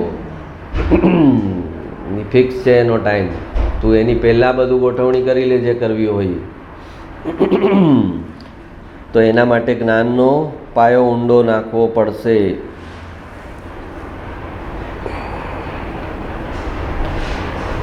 વાક્ય 197 દ્રષ્ટિના નિદાન. મૂળ ચીજ ધ્રુવ વસ્તુ એવી ઝીણી છે કે એ ઝીણી ચીજ તેના હાથમાં આવે એટલે બસ તેને અમૃતના વરસાદ વરસ્યા. ધ્રુવ ચીજ કે છે કે એવી ઝીણી છે અને એ એના હાથમાં આવે એટલે શું? તો કે એના શ્રદ્ધા જ્ઞાનમાં બેસી જાય કે આ ધ્રુવ છે એ હું છું, એને કહેવાય હાથમાં આવે. હાથમાં કંઈ ધ્રુવ ન આવે, પણ એની પર્યાયનામાં જે શ્રદ્ધા જ્ઞાનની પર્યાય છે એમાં એને બેસી જાય કે આ ધ્રુવ જે છે એ હું છું. અને પર્યાયના જે ઉત્પાદ વ્યય છે એ ખાલી મારે જાણવાનો વિષય છે, પણ એ મારા અહમપણાનો વિષય નથી. પર્યાય કોઈ પણ આવે, દેવગતિની પર્યાય આવે, નરકની પર્યાય આવે, તિર્યંશ ગતિની આવે, મનુષ્યની આવે, પુરુષની આવે, સ્ત્રીની આવે, નપુંસકની આવે, એ પર્યાય એ જાણવાનો વિષય છે, અહમપણાનો વિષય નથી. કેમ કે બદલાઈ જવાનો છે. તમે આજે કહો છો કે આ ઓલો શુક્રવારવાળો છક્કો છે, તો પણ એ તો એની પર્યાય છે, આવતા જન્મે પુરુષ કે સ્ત્રી થઈ જશે કે તિર્યંશ થઈ જશે. તો તમે એને લેબલ લગાવી દીધું કે આ આમ છે. એમ તમને લેબલ લગાવ્યું છે કે હું પુરુષ છું અથવા હું સ્ત્રી છું, તો એ જે લેબલ છે એ મિથ્યાત્વ છે. જ્ઞાન કરવું કે હું પુરુષ છું કે હું સ્ત્રી છું એ અલગ વસ્તુ થઈ, અને માનવું કે હું પુરુષ છું અને હું સ્ત્રી છું એ અલગ વસ્તુ થઈ. ધ્રુવ ચીજ, મૂળ ચીજ ધ્રુવ વસ્તુ એવી ઝીણી છે કે ઝીણી ચીજ તેના હાથમાં આવે એટલે બસ તેને અમૃતના વરસાદ વરસ્યા. જ્યાં પર્યાય ધ્રુવ સાથે અભેદ થઈને કહે છે હું ધ્રુવ છું, ત્યાં અનંત ગુણોની નિર્મળ પર્યાયમાં ખીલી ઉઠે છે. જ્યારે પર્યાય ધ્રુવ સાથે અભેદતા કરે છે અને કહે છે હું ધ્રુવ છું, એ જ સમયે અનંત ગુણોનું નિર્મળ પરિણમન પર્યાયમાં એક સાથે થાય છે.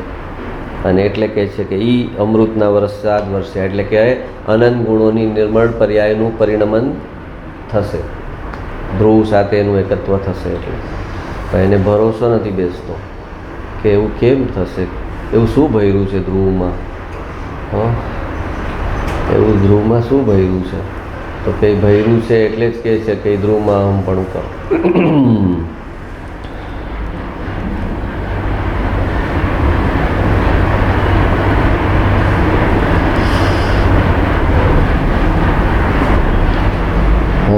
વાક્ય 200 દ્રષ્ટિના નિદાન. આત્મશક્તિમાં સ્વભાવમાં ભૂલની ગંધ જ નથી અને પર્યાયની ભૂલને અમે જોતા નથી. ગુરુદેવ કહે છે કે આત્મશક્તિ જે મૂળ સ્વભાવ છે એ સ્વભાવમાં તો કોઈ ભૂલ નથી, એ તો નિર્દોષ છે, એમાં કોઈ ભૂલ નથી. આત્મશક્તિમાં સ્વભાવમાં ભૂલની ગંધ જ નથી અને પર્યાયની ભૂલને અમે જોતા નથી. સદોષ દશાને અમે નથી જોતા, અમે તો પવિત્ર સ્વભાવને જ જોઈએ છીએ.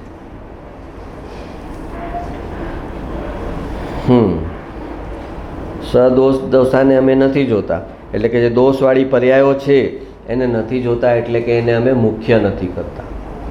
એનું જ્ઞાન નથી કરતા એમ નહીં, પણ એને મુખ્ય નથી કરતા. અને આ જે દોષ છે એ વ્યક્તિ કોઈ કાળે નિર્દોષ થશે જ નહીં એવું એને લેબલ નથી લગાવતા. પણ વર્તમાનમાં એ દોષવાળો છે એ લેબલ નીકાળતા પણ નથી. એ ગમે ત્યારે નિર્દોષ થઈ શકે છે એ લેબલ અગર લગાવીએ છીએ તો એનો મતલબ એમ નથી કે એને વર્તમાનમાં જે દોષ છે એને અમે દોષ ગણતા નથી. વર્તમાનમાં એ દોષ છે એને પણ જાણીએ છીએ, પણ એ ગમે ત્યારે એ નિર્દોષ થઈ શકે છે એમ પણ માનીએ છીએ. અને આ તો પછી વર્તમાન આ વાંચે કે અમે કોઈના દોષને જોતા જ નથી, તો કે જોયું આ તો ગુરુદેવ જેવા કોઈના દોષને નહોતા જોતા અને તમે પકડી પકડીને અમારા દોષ કાઢો છો. તો કે ગુરુદેવ સાથે તું રહે ને તો 24 કલાક ન રહી શકત એટલા દોષ કાઢત તારા. હા, ખબર નથી તને કે આ જ્ઞાની લખે છે ને એનું પરિણમન છે એ અલગ છે. તો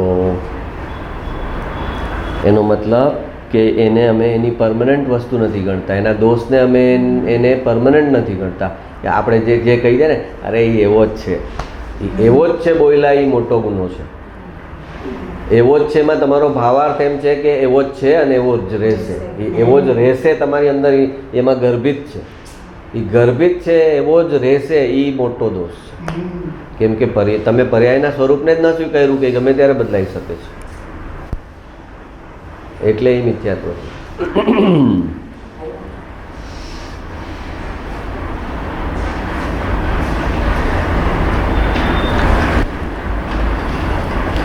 વાક્ય 203 દ્રષ્ટિના નિદાન. બહારના ઝાઝા જ્ઞેયો જોવાની એને એવી ટેવ પડી ગઈ છે કે જેથી એને એકરૂપ સ્વજ્ઞેયમાં આવતા ભાર લાગે છે. અંદર ધ્રુવ દ્રવ્ય એ એક જ સ્વજ્ઞેય છે, એવું ને એવું રહે છે, એવું ને એવું રહે છે, એમાં કંઈ બદલાવ નથી થતો, કાંઈ પરિણમન નથી થતું, તો એ એને બોરિંગ લાગે છે. બહાર પર્યાયમાં વિવિધતા છે, હર સમયે નવું નવું નવું નવું નવું, તો એમાં એ વિવિધતામાં એને મજા પડે છે. બહારના ઝાઝા જ્ઞેયો જોવાની એને એવી ટેવ પડી ગઈ છે કે જેથી એને એકરૂપ સ્વજ્ઞેયમાં આવતા ભાર લાગે છે, કઠણ લાગે છે. બહારના ઝાઝા જ્ઞેયોમાં એને ભરેલું ભરેલું લાગે છે. બહારના જે જ્ઞેયો છે એમાં એને ભરેલું ભરેલું લાગે છે, અને અંદર આત્મામાં લીન થવાનું, એકરૂપ આત્મામાં એવો ને એવો જ આત્મા છે ને એમાં મારે લીન થવાનું, તો એમાં એને થાય છે કે મને શું મળશે એમાંથી. એમાં મજા કે મજા વેરાયટીમાં જ મજા મળે એમ એની અંદર અભિપ્રાય છે કે વિવિધતા હોય તો જ મજા મળે. અને અહીંયા આગળ વાત ઉલટી છે કે એકરૂપ રહે છે એટલે આનંદ છે. તને વિવિધતામાં મજા મળશે તો એ વિવિધતા બદલાશે એટલે તું દુઃખી પણ થઈશ. તને વિવિધતામાં સુખ એટલે તે સુખ ગોતે છે, વિવિધતામાં તને સુખ લાગશે તો એ વિવિધતા તો પર્યાય છે, એ તો બદલાશે, તો એ બદલાશે ત્યારે તે એ વિવિધતાને પકડી જાય એટલે તું દુઃખી પણ થઈશ. અને એકરૂપ જે જ્ઞેય છે, જે એવું ને એવું રહે છે જ્ઞાની, એમાં જ સુખ મનાવે છે કે આ બદલાતું નથી ને કેટલું સારું છે, આ બદલાતું નથી ને કેવું એવું ને એવું, મારે કોઈ માથાજીક જ નહીં કે આ બદલાઈ જશે એનો ડર નહીં, આમાં કંઈક ઊંધું ચતું થઈ જશે એનો ડર નહીં, એવું ને એવું જ રહે છે તો મારે તો કેટલી શાંતિ, સુકૂન, બધું મારું આમાં, તો એને શું, એને આનંદ મળે છે. અને ઓલો બદલાવમાં સુખ માને છે તો એ બદલાવમાં એને દુઃખ પણ આવશે. બહારના ઝાઝા જ્ઞેયો જોવાની એને ટેવ પડી ગઈ છે કે જેથી એને એકરૂપ સ્વજ્ઞેયમાં આવતા ભાર લાગે છે. ઓલા ભાડાના ઘરમાં જુદા જુદા ઘરમાં રહે તો એને વિવિધતા મળે, અને પોતાનું ઘર એકનું એક હોય તો કે રોજ સાંજે એકના એક ઘરે જવાનું, કેવો કંટાળો આવે છે. એમાં તો આવે છે એટલે પછી આપણે હોટલોમાં રખડીએ છીએ. હા, આ તો એક દ્રષ્ટાંત છે. પણ ઘરે જ પોતાના જેને ઓનરશીપનું ઘર ન હોય અને એકલું ભાડાનું ઘર હોય તો એ સુખી હોય? દર 11 મહિનાનું એનું એગ્રીમેન્ટ પૂરું થાય ને નવા ઘરમાં તો કેટલું સારું, દર 11 મહિને નવું ઘર. વિવિધતા થઈ ને, તો વિવિધતામાં સુખ હોય ને. કેમ ક્યારેક કોઈક સરસ બંગલો એને ઘર મળે, ક્યારેક ઓર સરસ મળે, ક્યારેક એવો લિવિંગ રૂમ મોટો મળે, ક્યારેક ઓલું વેન્ટિલેશન સારું હોય, કોઈ ટેરેસ સારી હોય. તો વિવિધતામાં તો એને હર વખતે નવું નવું મળે તો સારું લાગે ને. તો સારું લાગે એટલું દુઃખ પણ લાગે ને. અને પોતાનું ઘર તો એકનું એક છે, તો એકના એક ઘરમાં પોતે સુખ માન્યું છે એટલે ઓનરશીપનું ઘર કરે છે. પોતે ઓનરશીપનું ઘર કરે છે કેમ કે એમાં સુખ માન્યું છે કે એકનું એક મારું ઘર હોય તો હું સુખી થાઉં. તો ક્યાં ભગવાને તને આપેલું જ છે તારું ઘર અંદર ધ્રુવ દ્રવ્ય, એ કાયમ એમને એમ રહે છે, એવું ને એવું રહે છે, અને એમાં સુખ મનાવો. અને એકરૂપ જ્ઞેયોમાં અંદરમાં જવું તેને ખાલી ખાલી જેવું લાગે છે, પણ ખરેખર તો બહારના ઝાઝા જ્ઞેયો ખાલીખમ છે, એક સ્વજ્ઞેયમાં જ ભરેલું છે. બહારના બધા જ્ઞેયોથી તને શું મળવાનું છે? કાંઈ એમાં એક દ્રવ્યથી બીજા દ્રવ્યમાં કાંઈ એક્સચેન્જ પોસિબલ જ નથી. તું તીર્થંકરનું દ્રવ્ય લે તો એ તને કાંઈ આપી શકે એમ નથી. તો જ્યારે જળ દ્રવ્ય તો શું આપે તને? તીર્થંકરનું દ્રવ્ય છે એ તને સુખ કે જ્ઞાન આપી શકે એમ નથી નિશ્ચયથી. તો તને જળથી પાસેથી તું સુખની અપેક્ષા રાખે છે, તો એ તો એનામાં સુખનો ગુણ જ નથી. જેનામાં સુખનો ગુણ છે એ તને સુખ આપી શકે એમ નથી. તને સુખ તો તારા સુખ ગુણમાંથી આવશે.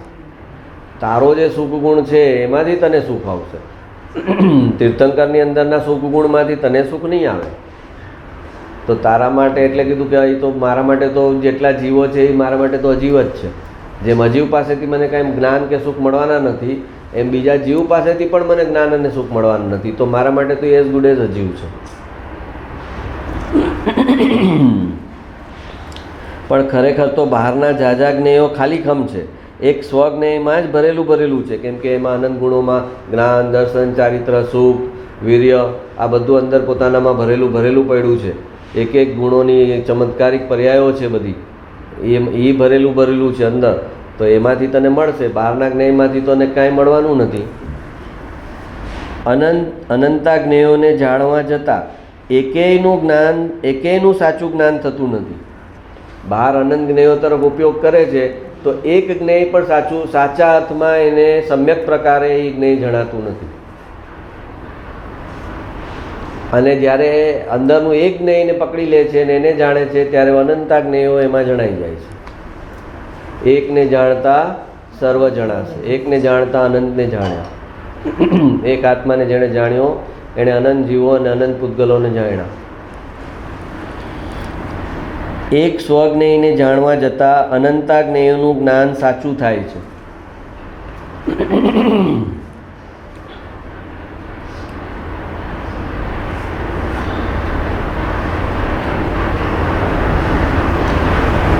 વાક્ય 206 દ્રષ્ટિના નિધાન. જેણે આત્મા જાણ્યો તેણે કેવળ જ્ઞાનીના પેટ ખોલીને જાણ્યા. કેવળ જ્ઞાનનો કેવો આનંદ છે ને કેવું સ્વરૂપ છે એનો બધો ખ્યાલ ભાવશ્રુત જ્ઞાનમાં આવી ગયો છે. જેણે આત્મા જાણ્યો તેણે કેવળ જ્ઞાનીના પેટ ખોલીને જાણ્યા. કેવળ જ્ઞાનનો કેવો આનંદ છે અને કેવું સ્વરૂપ છે એનો બધો ખ્યાલ ભાવશ્રુત જ્ઞાનમાં આવી ગયો છે.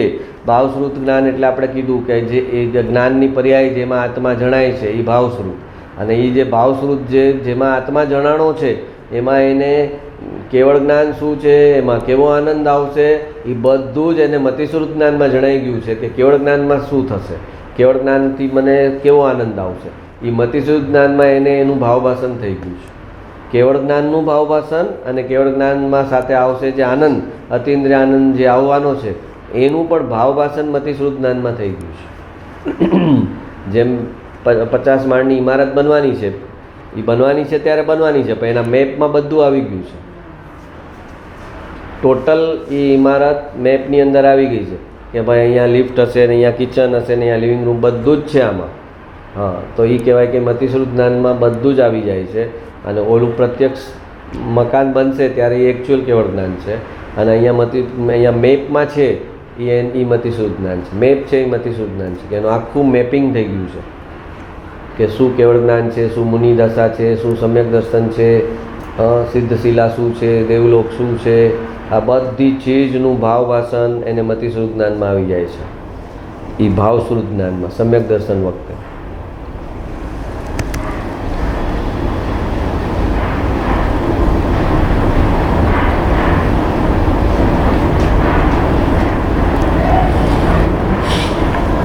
વાક્ય 223. ચક્રવર્તીની સંપદા કરતાં પણ જેનો એક સમય અતિ કિંમતી છે એવો આ અતિ દુર્લભ મનુષ્ય ભવ અનંતા ભવ બ્રહ્માંડના અભાવ માટેનો ભવ છે. ચક્રવર્તીની સંપદા કરતાં પણ જેનો એક સમય અતિ કિંમતી છે. મનુષ્ય ભવનો એક સમય એ કહે છે કે એક ચક્રવર્તીની સંપદા આપીને પણ ખરીદી ન શકો એટલો એ કિંમતી છે એક સમય મનુષ્ય ભવનો, કે એક સમયમાં સમ્યક દર્શન કરે છે. રાઈટ પુરુષાર્થથી એને પોતે પોતાના સમયનો યુઝ કરશે તો એ ચક્રવર્તીની સંપદાની જે મહિમા છે, જે કિંમત છે, એનાથી પણ મનુષ્ય ભવનો એક સમય એ વધારે કિંમતી છે. એટલે કે ચક્રવર્તીની સંપદા હોય એ લઈ જતી હોય એ ચાલે, પણ પોતાના જીવનનો એક સમય પણ પોતે વેડફી ન શકે એટલો એને કિંમતી સમજે. એમ એનો મતલબ કે મારો મનુષ્ય ભાવનો એક સમય પણ હું વેડફું નહીં, મારા આત્માના પુરુષાર્થમાં જ લગાવું. ચક્રવર્તીની સંપદા જાય તો એક વાર ચાલે, પણ મારા મનુષ્ય ભાવનો એક સમય હું વેડફું એ મને ન ચાલે. એમ એનો મતલબ છે. ચક્રવર્તીની સંપદા કરતાં પણ જેનો એક સમય અતિ કિંમતી છે એવો આ અતિ દુર્લભ મનુષ્ય ભવ અનંતા ભવ બ્રહ્માંડના અભાવ માટેનો ભવ છે. અનંત ભવો જેનો જે અભાવ કરવા માટે, એટલે કે જે મિથ્યાત્વ છે એને ટાળવા માટેનો આ ભવ છે.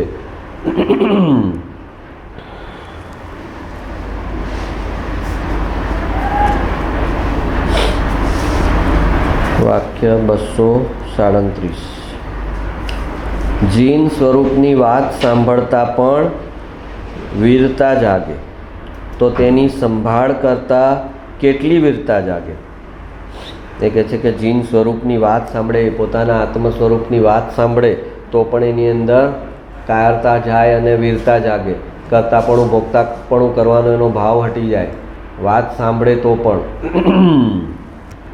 તો તેની સંભાળ કરતાં કેટલી વીરતા જાગે. એટલે કે એનું સાંભળ્યા પછી એનું ખરેખર અંદર પ્રોસેસિંગ કરે, એનું ચિંતન મનન કરે અને એને અનુરૂપ પરિણમન કરે તો એની અંદર કેટલી વીરતા જાગે.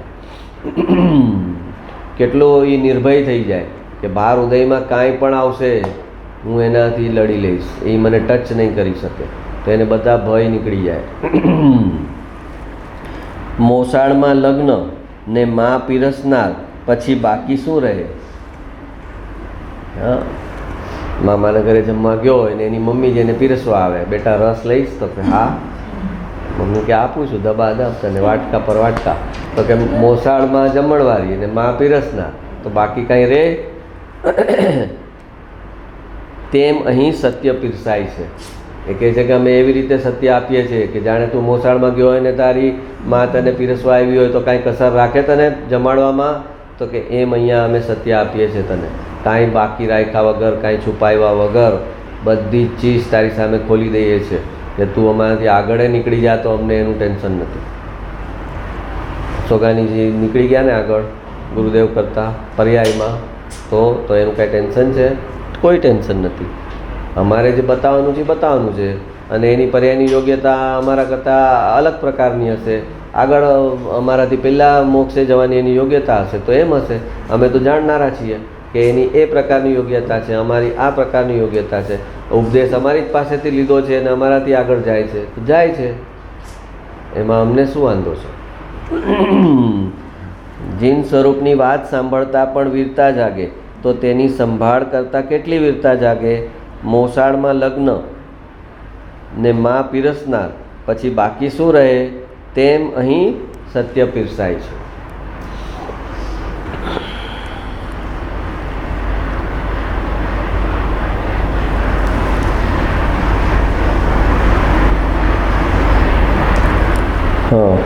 વાક્ય 250. જેટલા વિકલ્પો ઉઠે એ બધામાં કાંઈ માલ નથી, એ બધા દુઃખના પંથ છે.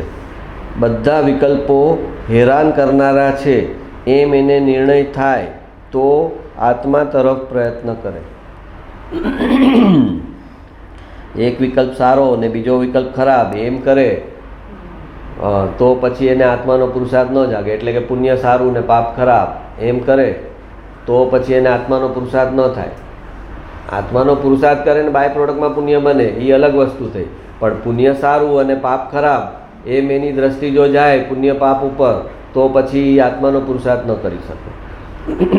આત્માનો પુરુષાર્થ કરવા માટે પાપ અને પુણ્ય બંને પરથી દ્રષ્ટિ હટાવે અને સ્વભાવમાં સ્થિર થવાનો પુરુષાર્થ કરે અને એમાં નિષ્ફળ જાય ત્યારે બાય પ્રોડક્ટમાં પુણ્ય બને.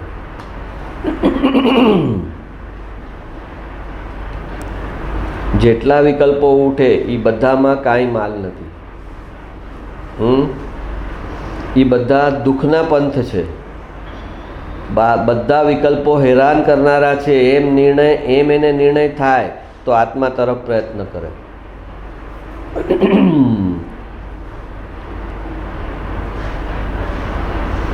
એક નિર્વિકલ્પ વસ્તુને જ સ્વીકારે. કોઈ આત્મા સંબંધિત વિકલ્પ છે એ પણ આત્માને પામવા નથી દેતો. હું શુદ્ધાત્મા છું એવો વિકલ્પ પણ શુદ્ધાત્માના અનુભવમાં અંતરાય બને છે. શુદ્ધાત્માના અનુભવમાં એ કોઈ સહાય નથી કરતો. હા, પણ એ સંસારના વિકલ્પમાં રહે તો ઓર દૂર નીકળી ગયો એ વસ્તુથી. એની બદલીમાં શુદ્ધાત્માના વિકલ્પમાં રહ્યો તો એ શુદ્ધાત્માની હજી નજીક છે, તો એ વિકલ્પને બંધ કરી અને નિર્વિકલ્પ થઈ શકે. જેને પણ શુદ્ધાત્માનો અનુભવ થયો એને એની પૂર્વ પર્યાયમાં શુદ્ધાત્માનો વિકલ્પ હતો. એ વિકલ્પ હતો એ બંધ થયો અને એને અનુભવ થયો. પણ જેને સંસારના વિકલ્પો હતા અને એ બંધ થયા અને શુદ્ધાત્માનો અનુભવ થયો એવું તો થતું નથી કોઈને. સંસારના વિકલ્પો બંધ થાય અને શુદ્ધાત્માનો વિકલ્પ ચાલુ થાય અને એ શુદ્ધાત્માનો વિકલ્પ બંધ થાય ત્યારે શુદ્ધાત્માનો અનુભવ થાય. પણ આપણને એક વિકલ્પ સારો લાગે અને એક વિકલ્પ હેરાન કરનારો લાગે તો પછી એ આત્મા તરફનો પ્રયત્ન પુરુષાર્થ ન કરી શકે. કોઈ પણ વિકલ્પને શ્રદ્ધા અપેક્ષા એ વાત છે કે કોઈ પણ વિકલ્પને શ્રદ્ધામાં સાચો કે સારો ન કહી શકાય. જ્ઞાનમાં સાચો કે સારો, હવે સત્સંગ કરાવવાનો વિકલ્પ છે તો એ શ્રદ્ધામાં સાચો કે સારો ન કહી શકાય. સત્સંગ કરાવવાનો વિકલ્પ છે તો શ્રદ્ધામાં સાચો સારો ન કહી શકાય. તો સત્સંગ કરાવના તો પછી તો એ બી પોતે સત્સંગનો તો શુભ વિકલ્પ છે, તો એ પોતાના સ્વભાવમાં ક્યારે જશે? શુભ વિકલ્પને જો એ સારો ગણે તો પછી પોતાના શુદ્ધ સ્વરૂપમાં ક્યારે જશે? તો શ્રદ્ધામાં કોઈ વિકલ્પ સારો નથી. અને જ્ઞાનમાં સંસારના વિકલ્પો કરું, સંસારની પ્રવૃત્તિમાં હોશ લઉં, એની બદલીમાં સત્સંગમાં લઉં તો એ સારું છે. એ જ્ઞાન અપેક્ષાએ વાત આવી. શ્રદ્ધા અપેક્ષાએ બધા જ વિકલ્પો ખોટા છે. બધા જ વિકલ્પ. મુનિ કહે છે હું શાસ્ત્ર લખવાનો વિકલ્પ કરું છું એ પ્રમાદ છે મારે માટે.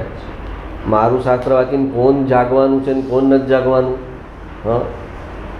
એ તો કેવળ ભગવાનના કેવળ જ્ઞાનમાં ફિક્સ છે. આ મને આવો રાગ આવે છે એ આવે છે તો આવે એને ટાળતો નથી, એને બેર કરું છું.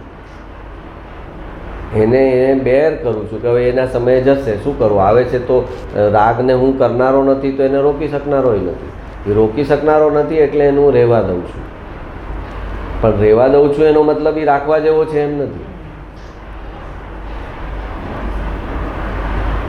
એને કાઢવા જઈશ તો ભાઈ બહુ વધારે બમણું થશે.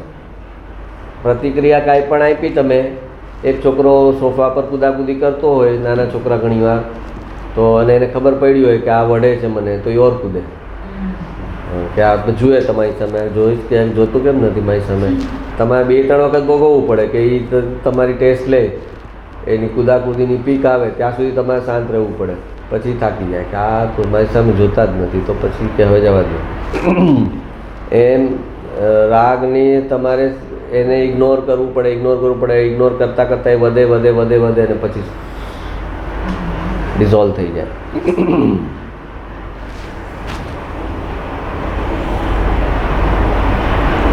હવે કુંદકુંદ આચાર્ય દેવને વિકલ્પ આવ્યો કે મને સિમંદર સ્વામીના દર્શન કરે તો સારું, મને તો અહીંયા કોઈ 5મા આરો છે તો મને તો દર્શન કરવા હોય તોય થઈ શકે એમ નથી, તો એ દર્શન કરવાનો વિકલ્પ આવ્યો તો કે સારો કે ખરાબ? તો કે શ્રદ્ધા અપેક્ષાએ ખરાબ, જ્ઞાન અપેક્ષાએ સારો.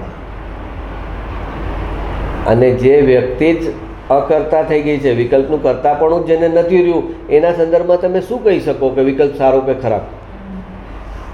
એ વિકલ્પનો કરતા જ નથી રહ્યા, તો વિકલ્પને સારો કેવો કે ખરાબ કેવો એ વાત ક્યાં રહી? હું કરતો હોઉં તો હું સારું કરું કે હું ખરાબ કરું ની વાત આવે. એ થઈ રહ્યું છે, હા, તો હું તો એને સારું કેવું કે ખરાબ કેવું એ વાત જ ન રહી. બસ એ જાણવાનું મારું કાર્ય છે. વિકલ્પ એના સમયે જે થયો એને જાણવું એ મારું કાર્ય છે. આ વિકલ્પ આમ કેમ થયો અને આમ કેમ ન થયો એવો પ્રશ્ન જ નથી. એની યોગ્યતા પ્રમાણે આ પ્રકારનો વિકલ્પ થયો.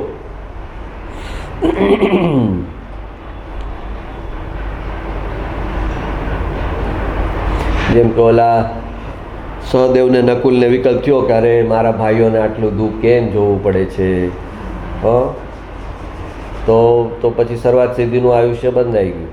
તો કોઈ કે સર્વાત સિદ્ધિમાં જવા મળ્યું ને યાર, 33 સાગરોપમ દેવલોકમાં કંઈ જેવી તેવી વાત છે. સારું ગણવું ખરાબ ગણવું, તો કે જ્યાં આગળ યોગ્યતાની વાત આવશે ત્યાં સારું કાંઈ નથી, ખરાબ કાંઈ નથી. એ સમયની યોગ્યતા હતી, એ સમયની એની યોગ્યતા હતી. એને હજી મોક્ષ જવાનું ડ્યુ નહોતું, તો મોક્ષ જવાનું ડ્યુ નથી તો પૂર્ણ વિતરાગતા ન હોય. પૂર્ણ વિતરાગતા ન હોય તો રાગ હોય. તો સમ્યક દ્રષ્ટિને કેવો રાગ હોય? કોઈને મારું એવો રાગ હોય, એને દુઃખ પડે છે સારું એવો રાગ હોય? તો કે ના, આને દુઃખ કેમ પડે છે એવો રાગ હોય. આને કેમ દુઃખ પડે છે, આટલું બધું આને કેમ ભોગવવું પડે છે એવો રાગ થાય.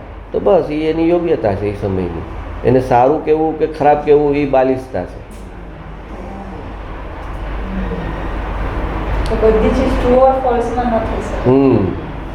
હા, પણ ઉપદેશ બોધ જ્યારે આપવાનો હોય ત્યારે એમ કે શુભ વિકલ્પનો નિષેધ કરવો હોય ત્યારે એમ કે જો આ નકુલ સહદેવ જો વિકલ્પ કર્યો ને શુભનો, તો 33 સાગરોપમની જેલ થઈ ગઈ. તો તું હવે શુભ વિકલ્પ ન કરતો, એના અનુભવમાંથી તું શીખી જજો. એ ઉપદેશ બોધમાં આવે વાત.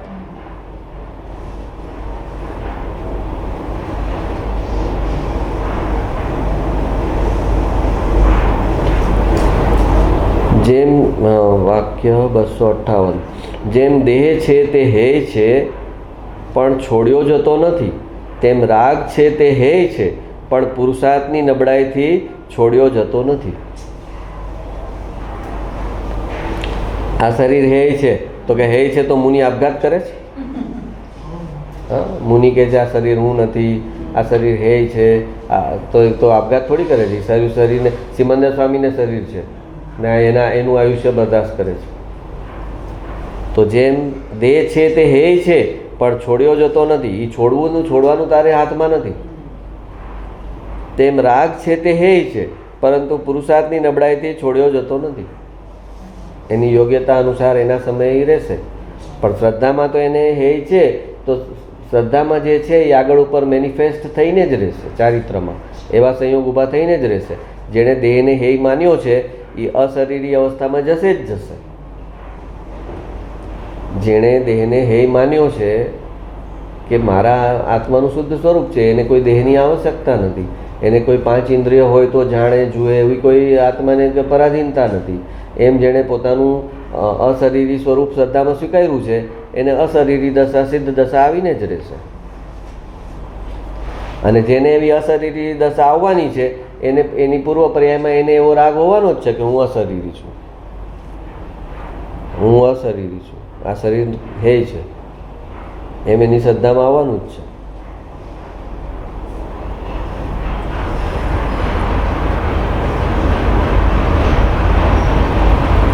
વાક્ય 270. ટૂંકમાં તો આવું છે કે તારા ધ્રુવ સ્વરૂપમાં આનંદ ભર્યો છે, એમાં દ્રષ્ટિ દે. બધા શાસ્ત્રોનો સાર કાઢીને આપી દીધો એક વાક્યમાં. ટૂંકમાં તો આવું છે કે તારા ધ્રુવ સ્વરૂપમાં આનંદ ભર્યો છે, એમાં દ્રષ્ટિ દે. આકુળતા થાય છે, પણ વસ્તુ તો અનાકૂળ રસ છે, એના તરફ દ્રષ્ટિ દે. લાખ વાતની એક વાત છે, બધું કોણ ભણતું તું, આ વાત છે. બધા શાસ્ત્રો ભણવાની કોનો સમય છે, કોની પાસે સમય છે? આટલું આપણે સમજી લીધું, હું ધ્રુવ છું ને મારામાં આનંદ ભર્યો છે, અને એની દ્રષ્ટિ કરીશ તો બાકી બધું એની મેળે થઈ જશે. બધું કોણ ભણતું તું? સમયસાર, નિયમસાર, પ્રવચનસાર, અષ્ટપાઉડ, પંચાસ્તિકા, બધી કોણ ટાઈમ ક્યાં છે મારી પાસે આટલું બધું ભણવાનું? આટલું એ બધાનો સાર શું છે? એ બધાનો ભગવાનના 11 અંગના જ્ઞાનનો સાર શું છે? તો કે તું ધ્રુવ છો ને એમાં આનંદ ભર્યો છે, એટલો સાર મેં પકડી લીધો. હવે મારે 11 અંગની કડાકોટ શેના માટે કરવી છે? સહપસમ શું કામ વધારવો છે? મારે તો આનંદ ભોગવવો છે. જે સહપસમ ભેગો કરે છે એને અહંકાર ભોગવવો છે. આનંદ જેને ભોગવવો છે એને સહપસમમાં રસ ન આવે. મને આનંદ આવવો જોઈએ ને. મને દુઃખ છે, આકુળતા છે, સમયની ચિંતા છે, જરાય અંદર નિરાકુરતા નથી, તો મને તો અંદર ટાઢક થાય એમ જોઈએ છે, આનંદ આવે એમ જોઈએ છે. કાંઈ પણ બહાર થઈ જાય, હું મારામાં મસ્ત રહું એવું જોઈએ છે મને તો એવું જેને જોઈએ છે એને ક્ષયપસમમાં રસ ન આવે કે આ કરીને હું શું કરીશ, આ ગોખણ પટ્ટી કરીને, આ યાદ રાખીને, આ કરીને મારું તો અસ્તિત્વમાં જે અંદર આકુળતા છે એ તો એમની એમ જ છે. પણ જેને અહંકારને મોટો કરીને એને ભોગવવો છે એને મજા આવે છે કે હવે મોટો થયો. અહંકારને મોટા થવું હોય તો જેટલું એ ભરે અંદર ક્ષયોપસમમાં જેટલો આગળ વધે એટલો એનો અહંકારમાં એટલે ટાયરમાં હવા ભરો એમ એ ફૂલાતો જાય. અને જેને આનંદ ભોગવવો છે એ તો ખાલી થવાને તૈયાર થાય. આનંદ જેને જોઈએ છે એને તો ખાલી થવું પડે, અને અહંકાર જો જેને ભોગવવો હોય એને ભરવું પડે.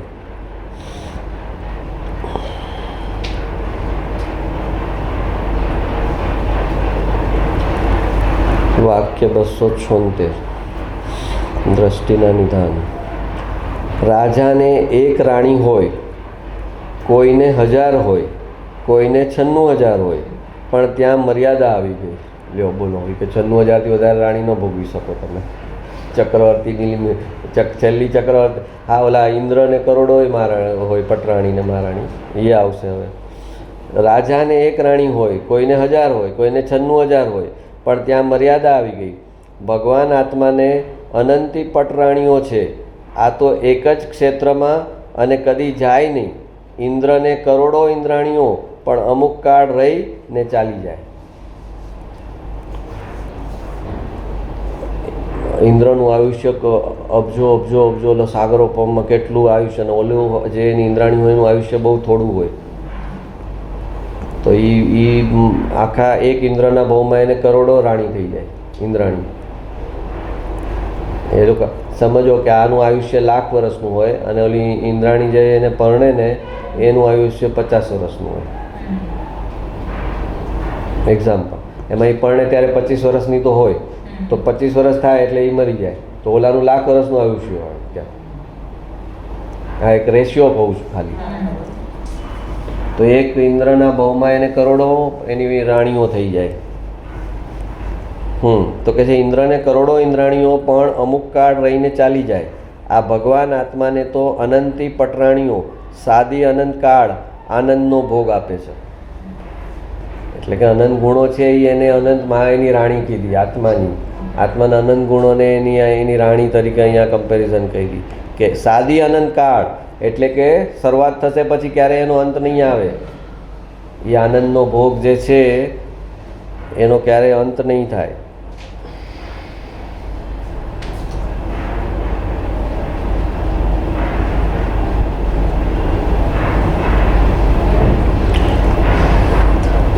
વાક્ય 289. પુણ્યના પરિણામનું કામ સર્વજ્ઞને સોંપાય, ચક્રવર્તીને વાસીદાનું કામ સોંપાય, તેમ આત્મા સર્વજ્ઞ સ્વભાવી છે એવું ભાન થયું એને પુણ્યના કાર્યમાં કરતા બુદ્ધિ ન હોય. પુણ્યના પરિણામનું કામ સર્વજ્ઞને સોંપાય તો કે તારો આત્મા સર્વજ્ઞ સ્વભાવી છે, અને એને તું પુણ્યમાં લગાવીશ, પુણ્યનું કામ એને સોંપીશ તું. પછી કહે છે ચક્રવર્તીને વાસીદાનું, એટલે કે ઝાડુ વાળવાનું કામ. ચક્રવર્તીને ઝાડુ કાઢવાનું કહેવાય કે મહેલમાં જરા ઝાડુ કાઢી આવો ને, એવું કહેવાય ચક્રવર્તીને. ચક્રવર્તીને વાસીદાનું કામ સોંપાય તેમ આત્મા સર્વજ્ઞ સ્વભાવી છે એવું ભાન થયું એને પુણ્યના કાર્યમાં કરતા બુદ્ધિ ન હોય. જો પુણ્ય ન હોય એમ ન કીધું,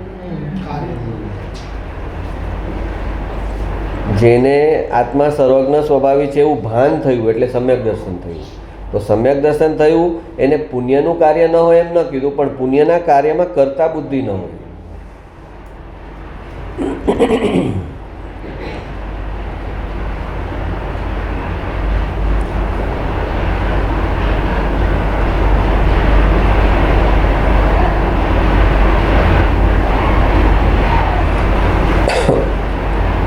વાક્ય 281 દ્રષ્ટિના નિદાન.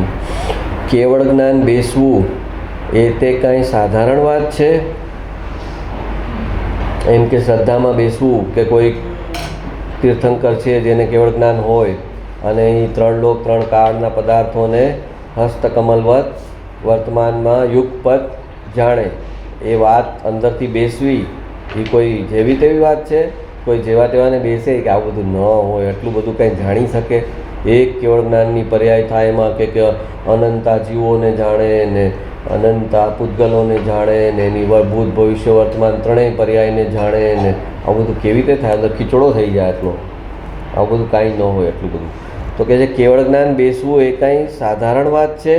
કેવળ જ્ઞાનની તૈયારીવાળાને કેવળ જ્ઞાન બેસે છે.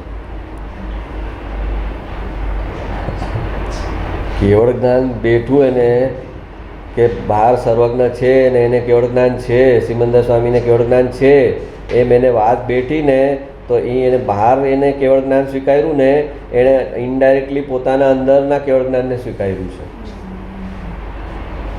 એનો બહાર સિમંદર સ્વામીના કેવળ જ્ઞાનને જેણે સ્વીકાર્યું એણે ઇનડાયરેક્ટલી અનનોઈંગલી પોતાના કેવળ જ્ઞાન સ્વભાવને સ્વીકાર્યું છે. અને તો જ એ બહાર સ્વીકારી શકે. પોતાની અંદરથી અવ્યક્તપણે એને અંદરથી હા આવે છે કે આવું હોય, અંદર પડેલું છે ને પોતાને કેવળ એમાં કે હા હોય, આમાં કંઈ નવાઈ નથી, હોય એને પ્રગટ્યું છે ને મારે નથી પ્રગટ્યું એટલું છે. હોય એ હોય આવે છે કેમ? કેમ કે અંદર છે. બહાર છે એની હા આવે છે કેમ કે અંદર છે. જેને અંદર નથી એને બહાર બી હા નહીં આવે. કાં તો અભવ્ય છે તો હા નહીં આવે, અને કાં તો દૂરભવી છે, હજી તો બહુ બહુ બહુ અનંત સાગરોપમ પછી જવાનો છે મોક્ષ, તો પણ એને વર્તમાનમાં હા નહીં આવે, કેમ કે અંદર એને એટલું આવરણ છે. તો પણ એને હા નહીં આવે. તો કે છે કેવળ જ્ઞાનની તૈયારીવાળાને કેવળ જ્ઞાન બેસે છે. જેને આત્મા બેઠો એને કેવળ જ્ઞાન થયે જ છૂટકો. જેને આત્મા બેઠો કે હું જળ પદાર્થ નથી, આ બધી પર્યાયો થાય છે, બધી જુદા જુદા ભવો થાય છે, એ હું નથી, તો આત્મા છે જે પર્યાયો લે છે બહારથી, એમ જેને આત્મા બેઠો એને કેવળ જ્ઞાન થયે જ છૂટકો.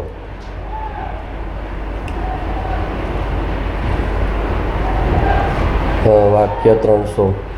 મેરુ પર્વત ઉપાડવો સહેલો છે, પરંતુ આ પુરુષાર્થ ઉપાડવો દુર્લભ છે. આત્માનો મેરુ પર્વત, કૃષ્ણ ભગવાન ઓલો ગિરિરાજ પર્વત ઉપાડી લીધો ટચલી આંગળી પર. તો કહે તો વાસુદેવ માટે બી રમત વાત છે, ટચલી આંગળી પર ગિરનારને ઉપાડી લીધો. મેરુ પર્વત ઉપાડવો સહેલો છે, પરંતુ આ પુરુષાર્થ ઉપાડવો દુર્લભ છે. આત્માનો પુરુષાર્થ ઉપાડવો દુર્લભ છે. મેરુ પર્વત ઉપાડી લે. તેથી જ શાસ્ત્રમાં આ પુરુષાર્થને દુર્લભ કહ્યો છે. સહજ સ્વભાવે સુગમ છે, પણ અનાદિ અણઅભ્યાસને લઈને દુર્લભ છે. સહજ સ્વભાવે સુગમ છે એટલે કે ખરેખર અઘરું નથી, પણ એણે અનાદિકાળથી અભ્યાસ જ નથી કર્યો એટલે એના માટે અઘરું બની ગયું છે. પાણીમાં તરવું કંઈ અઘરું નથી, 2-4 વાર પડે તો શીખી જાય, પણ એ અનાદિકાળથી પડ્યો જ નથી પાણીમાં, એટલે હવે એને પાણીમાં તરવું અઘરું થઈ ગયું છે. સહજ સ્વભાવે સુગમ છે. કોઈ જ્ઞાનીની સાથે એક ભાવ કાઢે તો પછી એને સહજ થઈ જાય કે હા આત્માનો સંસાર અઘરો છે, આત્માનો પુરુષાર્થ ક્યાં અઘરો છે. હા, અહીંયા તો કે છે કે અકર્તાપણું છે, કાંઈ ન કરવાનું વાત આવે છે, તો ન કરવાનું કેવી રીતે અઘરું હોઈ શકે?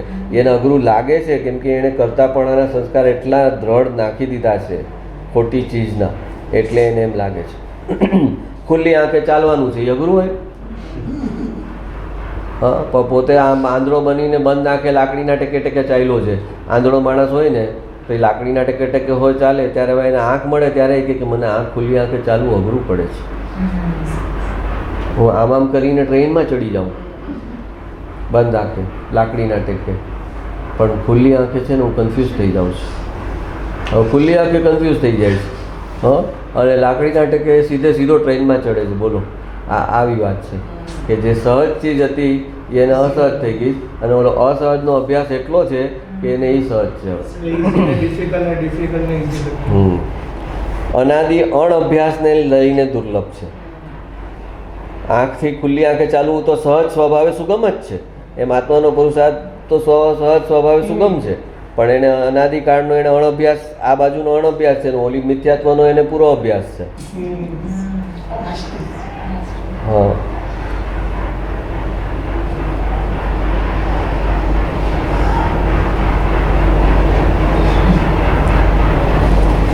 ભાઈ ભવિષ્યમાં તારું શું થશે વિચાર તો કર. પૂજ્ય ગુરુદેવ. અરે આખો દી ધંધા અને બાયડી છોકરાની મમતામાં પાપમાં જીવન ગાળે છે, એનું શું થશે? શું થશે? એકલી મમતા ને મમતાના ફળમાં મરીને ઢોરમાં જશે. અહીં વાણીઓ કરોડપતિ હોય ને મરીને ભૂંડ થાય ને વિષ્ટા ખાશે. વિષ્ટા એટલે લીંડી. હા, ભૂંડ હોય ને એ શું ખાય? બધું ગંદુ હોય બધું ખાઈ જાય ભૂંડ. અહીં વાણીઓ કરોડપતિ હોય ને મરીને ભૂંડ થાય ને વિષ્ટા ખાશે. એણે મારું શું થશે એમ નક્કી કરવું જોઈએ ને, કે હું મરીને ક્યાં જઈશ. અહીં તો થોડો કાળ રહેવાનું છે, પછી મારું શું થશે ને ક્યાં જઈશ એ નક્કી કરવું જોઈએ. પ્રશ્ન: ક્યાં જઈશ એ નક્કી થઈ શકે? શ્રોતા પૂછે છે કે હું ક્યાં જઈશ એ મારું નક્કી કરી શકું? હું ક્યાં જઈશ એ નક્કી થઈ શકે? ગુરુદેવ જવાબ આપે છે, હા, શાસ્ત્રથી પરિણામ મેળવે તો નક્કી થઈ શકે છે. શાસ્ત્રમાં બધા પરિણામ બતાવ્યા છે કે દેવગતિમાં જનારના કેવા પરિણામ હોય, નરક ગતિમાં જવાવાળાના કેવા પરિણામ હોય, તિર્યંજ ગતિમાં જવાનો છે એના કેવા પરિણામ હોય, મનુષ્ય ગતિમાં આવવાનો છે એના કેવા પરિણામ હોય, પાંચમા આરામમાં પાછો આવવાનો છે એના કેવા પરિણામ હોય, ને અહીંથી મહાવિદ્યમાં જવાનો છે એના કેવા પરિણામ હોય. શાસ્ત્રમાં બધા પરિણામ બતાવેલા છે. એ પરિણામ એને પોતાના પરિણામ સાથે એને મેળવે તો એને ખબર પડે કે હું ક્યાં જવાનો છું. તો કહે છે કે હા, શાસ્ત્રથી પરિણામ મેળવે તો નક્કી થઈ શકે છે. તો પછી ઓલો કહે છે શ્રોતા, અમે તો આપના શરણે આવ્યા છીએ એટલે અમારી નાવ પાર કરી દો. હા, અમે તો આપના શરણે આવ્યા છીએ એટલે અમારી નાવ પાર કરી દો. ઉત્તર ગુરુદેવનો: કોઈનું કાંઈ કરી શકે છે? અહીં સાંભળે છે એના પરિણામ તો સારા રહે ને એનું ફળ સારું આવે. એક દ્રવ્ય બીજા દ્રવ્યનું કાંઈ કરી શકે નહીં એવી અધ્યાત્મની વાત જૈનમાં પણ 50-60 વર્ષ પહેલાં સાંભળી ન હતી. આવી વાત અત્યારે સાંભળે છે એને પુણ્ય ઊંચા જ થાય. એ મરીને સ્વર્ગમાં જાય કે મનુષ્ય થાય. એ કે હું તારીશ નહીં, પણ તું આ મારી વાત સાંભળે છે તો એનું બી ફળ પાછું છે, દરેક ચીજનું ફળ છે. તો તું આ જે આ વાતો સાંભળે છે એના ફળમાં તું સારા મનુષ્યના ભવમાં જઈશ કે દેવલોકમાં જઈશ એટલું કહી શકું. મારા થકી જઈશ એમ નથી કહેતો, પણ તું આ વાતને સાંભળે ને એની હા પાડે તો તું તને એનું ફળ આવશે.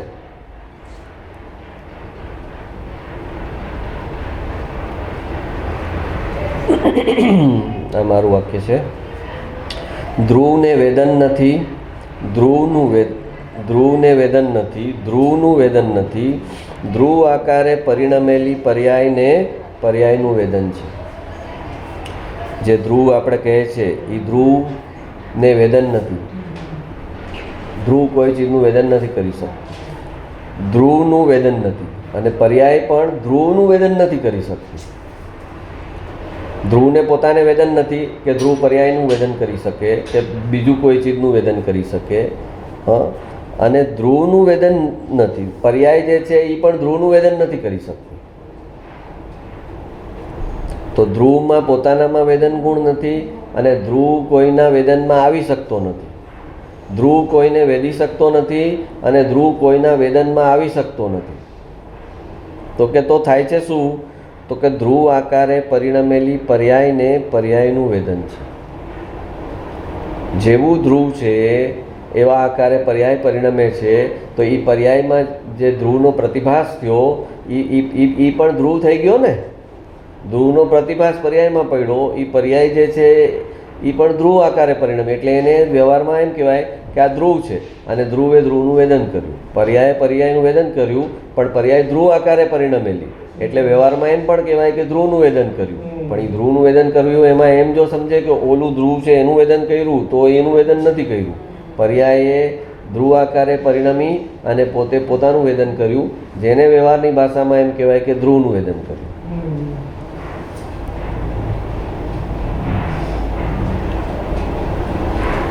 ઉપદેશ છાયા કૃપાળુદેવ.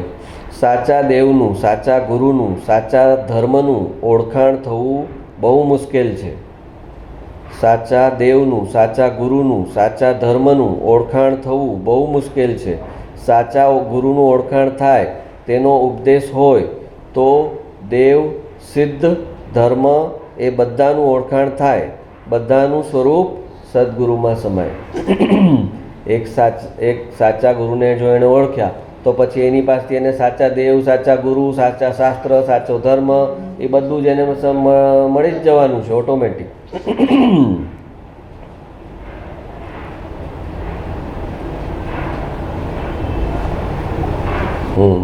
મારું વાક્ય છે, જ્ઞેયની સન્મુખ થયા વગર, જ્ઞેયમાં તન્મય થયા વગર, જ્ઞેયનું વેદન કર્યા વગર જ્ઞાન સમસ્ત જ્ઞેયોને જાણી લે છે.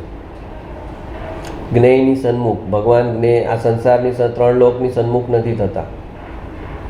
એને જોવા માટે આમ ડોક્યું નથી કરતા. આપણે અહીંયા કંઈ બહારનું જોવું હોય તો આમ ડોક્યું કરવું પડે ને, એટલે આપણે એની સન્મુખ થયા કહેવાય. મારે તમને જાણવા તો મારે તમારી સન્મુખ થવું પડે ને. મારે આંખનું હવે મારે આને જાણો તો આની સન્મુખ થવું પડ્યું મારે. તો કે છે જ્ઞેયની સન્મુખ થયા વગર. એને આને જાણવા માટે મારે એની સામે જોવાની જરૂર નથી, એમ એનો સિમ્પલ મતલબ છે. આને જાણવા માટે મારે એની સામે જોવાની જરૂર નથી, આને જાણવા માટે મારે એની સામે જોવાની જરૂર નથી. હું મારામાં જોઈશ અને એને જાણીશ. જ્ઞેયની સન્મુખ થયા વગર, જ્ઞેયમાં તન્મય થયા વગર. હવે એની સામે જોઉં તો હું એમાં તન્મય થાઉં. હું એની સામે જ નથી જોવાનું તો એમાં તન્મય થવાનો કોઈ પ્રશ્ન જ નથી. જ્ઞેયનું વેદન કર્યા વગર, એટલે જેમ આપણે કીધું 7મી નરકના દુઃખોનું જ્ઞાન કરે તો એનું વેદન નથી આવતું એને. અને દેવગતિના કોઈ 9મી ગ્રેવકના સુખ ભોગવતો હોય તો એ સુખનું વેદન પણ નથી આવતું, દુઃખનું વેદન નથી આવતું, સુખનું વેદન નથી આવતું. જ્ઞાન સાથે આનંદનું વેદન હોય છે અને એ જ રહે છે. જ્ઞેયનું વેદન કર્યા વગર જ્ઞાન સમસ્ત જ્ઞેયોને જાણી લે છે. એની સન્મુખ નથી થતો, એમાં તન્મય નથી થતું અને એનું વેદન નથી કરતું, અને છતાં બધા જ્ઞેયોને જાણી લે છે. એવી જ્ઞાનની અંદર પોતાની અંદર ઇનબિલ્ટ ચમત્કારિક શક્તિ છે.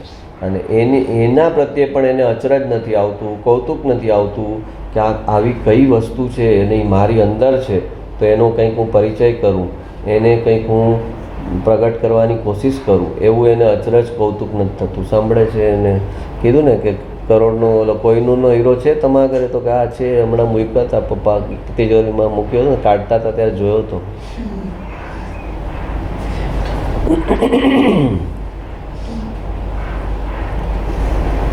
પોતાના દોષો ટળે એવા પ્રશ્ન કરે તો દોષ ટળવાનું કારણ થાય.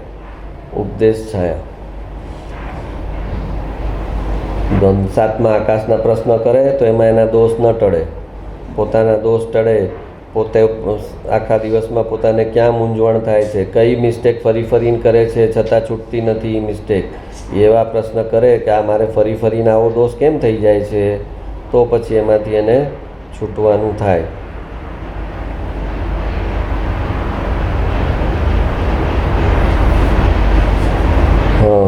ઉપદેશ છાયા 11. વૃત્તિને ગમે તેમ કરી રોકવી, જ્ઞાન વિચારથી રોકવી, લોકલાજથી રોકવી, ઉપયોગથી રોકવી, ગમે તેમ કરીને પણ વૃત્તિને રોકવી. મુમુક્ષુએ કોઈ પદાર્થ વિના ચાલે નહીં એવું રાખવું નહીં. બોલો, કોઈ પદાર્થ વિના ચાલે નહીં એવું રાખવું નહીં. મુમુક્ષુ તો ત્યારે તો એને મુમુક્ષુ ગણે.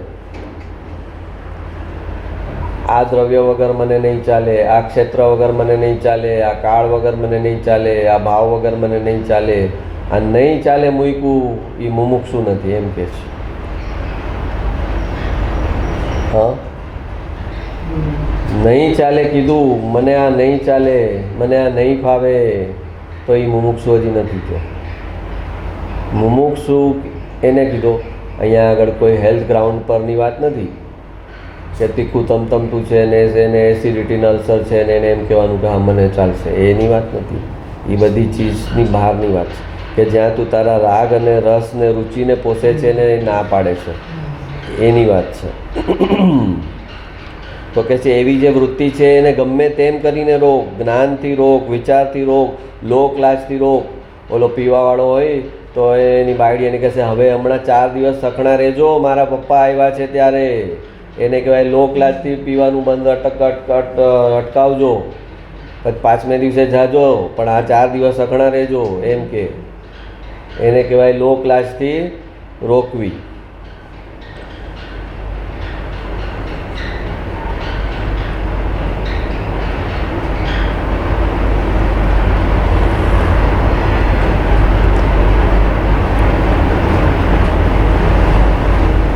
પછી કે છે ઉપયોગથી રોકવી. ઉપયોગથી રોકવી એટલે કે અહીં જે વસ્તુ છે એ ખોટી છે એમ એને જ્ઞાન કરવું એનું અને રોકવી. ગમે તેમ કરીને પણ વૃત્તિને રોકવી. મુમુક્ષુએ કોઈ પદાર્થ વિના ચાલે નહીં એવું રાખવું નહીં. પછી અસત્સંગ એ મોટું વિઘ્ન છે. એમાં તો આપણે કંઈ એલાબોરેટ કરવાનું નથી, ખાલી એટલું એક રિમાઇન્ડર તો આવી ગયું.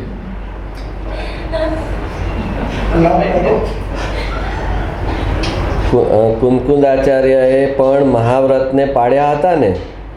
કુંદકુંદ આચાર્યએ મહાવ્રતને પાડ્યા ન હતા, પણ મહાવ્રતના વિકલ્પો આવ્યા હતા તેને જાણ્યા હતા.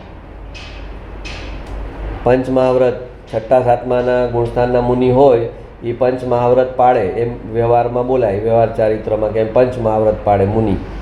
શ્રાવક હોય નાના અણુવ્રત પાડે અને મુનિ માટે મહાવ્રત હોય. તો કહે છે કુંદકુંદ આચાર્યએ મહાવ્રતને પાડ્યા નહોતા, પણ મહાવ્રતના વિકલ્પો આવ્યા હતા તેને જાણ્યા હતા, પણ તે વિકલ્પોના તેઓ સ્વામી ન હતા. તેને પોતાપણે જાણતા ન હતા, પણ પરજ્ઞેયપણે જાણનારા હતા.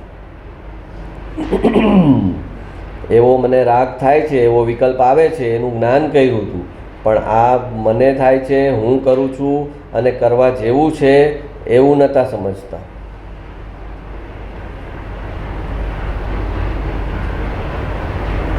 તેને પોતાપણે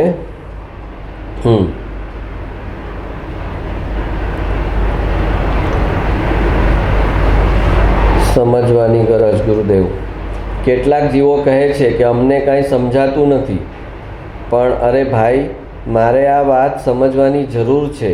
આ સમજ્યા વિના મારું હિત નથી. એમ જો અંદરમાં દરકાર કરીને આમાં મન પરોવે તો સમજાયા વગર રહે નહીં. કેટલાક જીવો એમ કહે છે કે અમને કાંઈ સમજાતું નથી, આ બધું શું ઊંચું ઊંચું બોલો છો તમે, બધું અમને કાંઈ અમારા પલ્લે નથી પડતું, એમ કહીને ઘણા લોકો નીકળી જાય છે કે આમાં પલ્લે નથી પડતું આ બધું. કાંઈક સિમ્પલ કહો ને, આ કરજો ને, આ નહીં કરતા કંઈક ક્રિયા બતાવો ને, એ કરી દઈએ અમે. પણ અરે ભાઈ, મારે આ વાત સમજવાની જરૂર છે. આ સમજ્યા વિના મારું હિત નથી. એમ જો અંદરમાં દરકાર કરીને આમાં મન પરોવે તો સમજાયા વગર રહે નહીં. ઓલો મેડિસિનમાં જવાવાળો હોય, એને મેથ્સ લીધું હોય ને એને ખબર છે મેથ્સમાં મારે પાસ તો થવું જ પડશે. હા, તો એને મેથ્સમાં તો રસ ન હોય, પણ એને ખબર છે પાસ જ નહીં થાઉં તો પછી હું કેવી રીતે મેડિસિનમાં જઈશ. તો એને ગરજ લાગી ને, તો એનો એ હોય બાયોલોજીના રસવાળો, પણ છતાં 35 માર્ક આવે એટલું મેથ્સ કરી લેશે. એને ગરજ લાગી કે આમાં પાસ તો થવું જ પડશે, મારો રસ નથી પણ પાસ તો થવું જ પડશે. એમ એને ગરજ લાગે કે આ સમજવું, આ નહીં સમજવું ત્યાં સુધી મારા ભવભ્રમણનો, મારા દુઃખનો અંત નહીં આવે, તો એને એ સમજવાની ગરજ ઉત્પન્ન થાય, તો એ ગરજમાંથી બધી સમજણ આવે.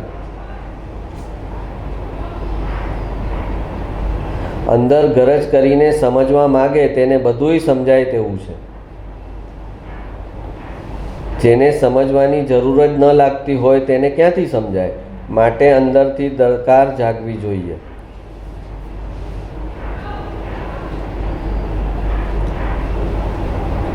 પરમાગમ સાર ગુરુદેવ વાક્ય 99. પહેલાં ચારિત્ર દોષ ટાળવાનો તું પ્રયત્ન કરે છે, તે કરતાં પહેલાં દર્શન શુદ્ધિ માટે પ્રયત્ન કર. એટલે કે અભિપ્રાયને ચોખ્ખા કર, મિથ્યાત્વને દૂર કર. ચારિત્ર દોષ ટાળવાનો તું પ્રયત્ન કરે છે, તે કરતાં પહેલાં દર્શન શુદ્ધિ માટે પ્રયત્ન કર. દ્રષ્ટિમાં વિકલ્પનો ત્યાગ કરતો નથી. બધા વિકલ્પ જે છે એ હેરાન કરનારા છે. આગળ આવ્યું ને કે વિકલ્પ માત્ર જે છે એ છોડવા યોગ્ય છે, એમ પહેલાં દ્રષ્ટિમાં લેતો નથી અને બહારના ત્યાગ કરી બેસે છે. બહારનો ત્યાગ કરી બેસે છે તો એ જે તું કરે છે કે આ ત્યાગ કરું એ તો વિકલ્પ કર્યો ને, તો વિકલ્પનો જ ત્યાગ કરવાનો છે. એ તો તે ન લીધું. દ્રષ્ટિમાં વિકલ્પનો ત્યાગ કરતો નથી અને બહારના ત્યાગ કરી બેસે છે, તે મિથ્યાત્વના જ પોષણનું કારણ છે. એનાથી એનું મિથ્યાત્વ ઓર વધી રહ્યું છે. આપણને એમ થાય કે ભાઈ ચારિત્ર તો કરે છે ને, પછી આગળ ઉપર એનું મિથ્યાત્વ સુધાર, ઓકે હમણાં એ ચારિત્ર ચોખ્ખું કરે છે. એક જે કહે ને કે હમણાં આજે મેથ્સ કરે છે, પછી ઠીક છે ને મેથ્સમાં એક્ઝામ તો આપવાની છે ને, પછી કાલે બાયોલોજી કરશે, તો કે એમ નથી. અહીંયા પહેલાં તારે મિથ્યાત્વ જ ટાળવાનું છે અને એની પહેલાં તું ચારિત્ર સુધારી લઈશ તો તારું ઓલું મિથ્યાત્વ ઓર વધવાનું છે. કેમ કે એ સુધરેલા ચારિત્રમાં તારું એકત્વ અને ગર્વ આવવાનું જ છે. તે મિથ્યાત્વ નથી ટાળ્યું એટલે.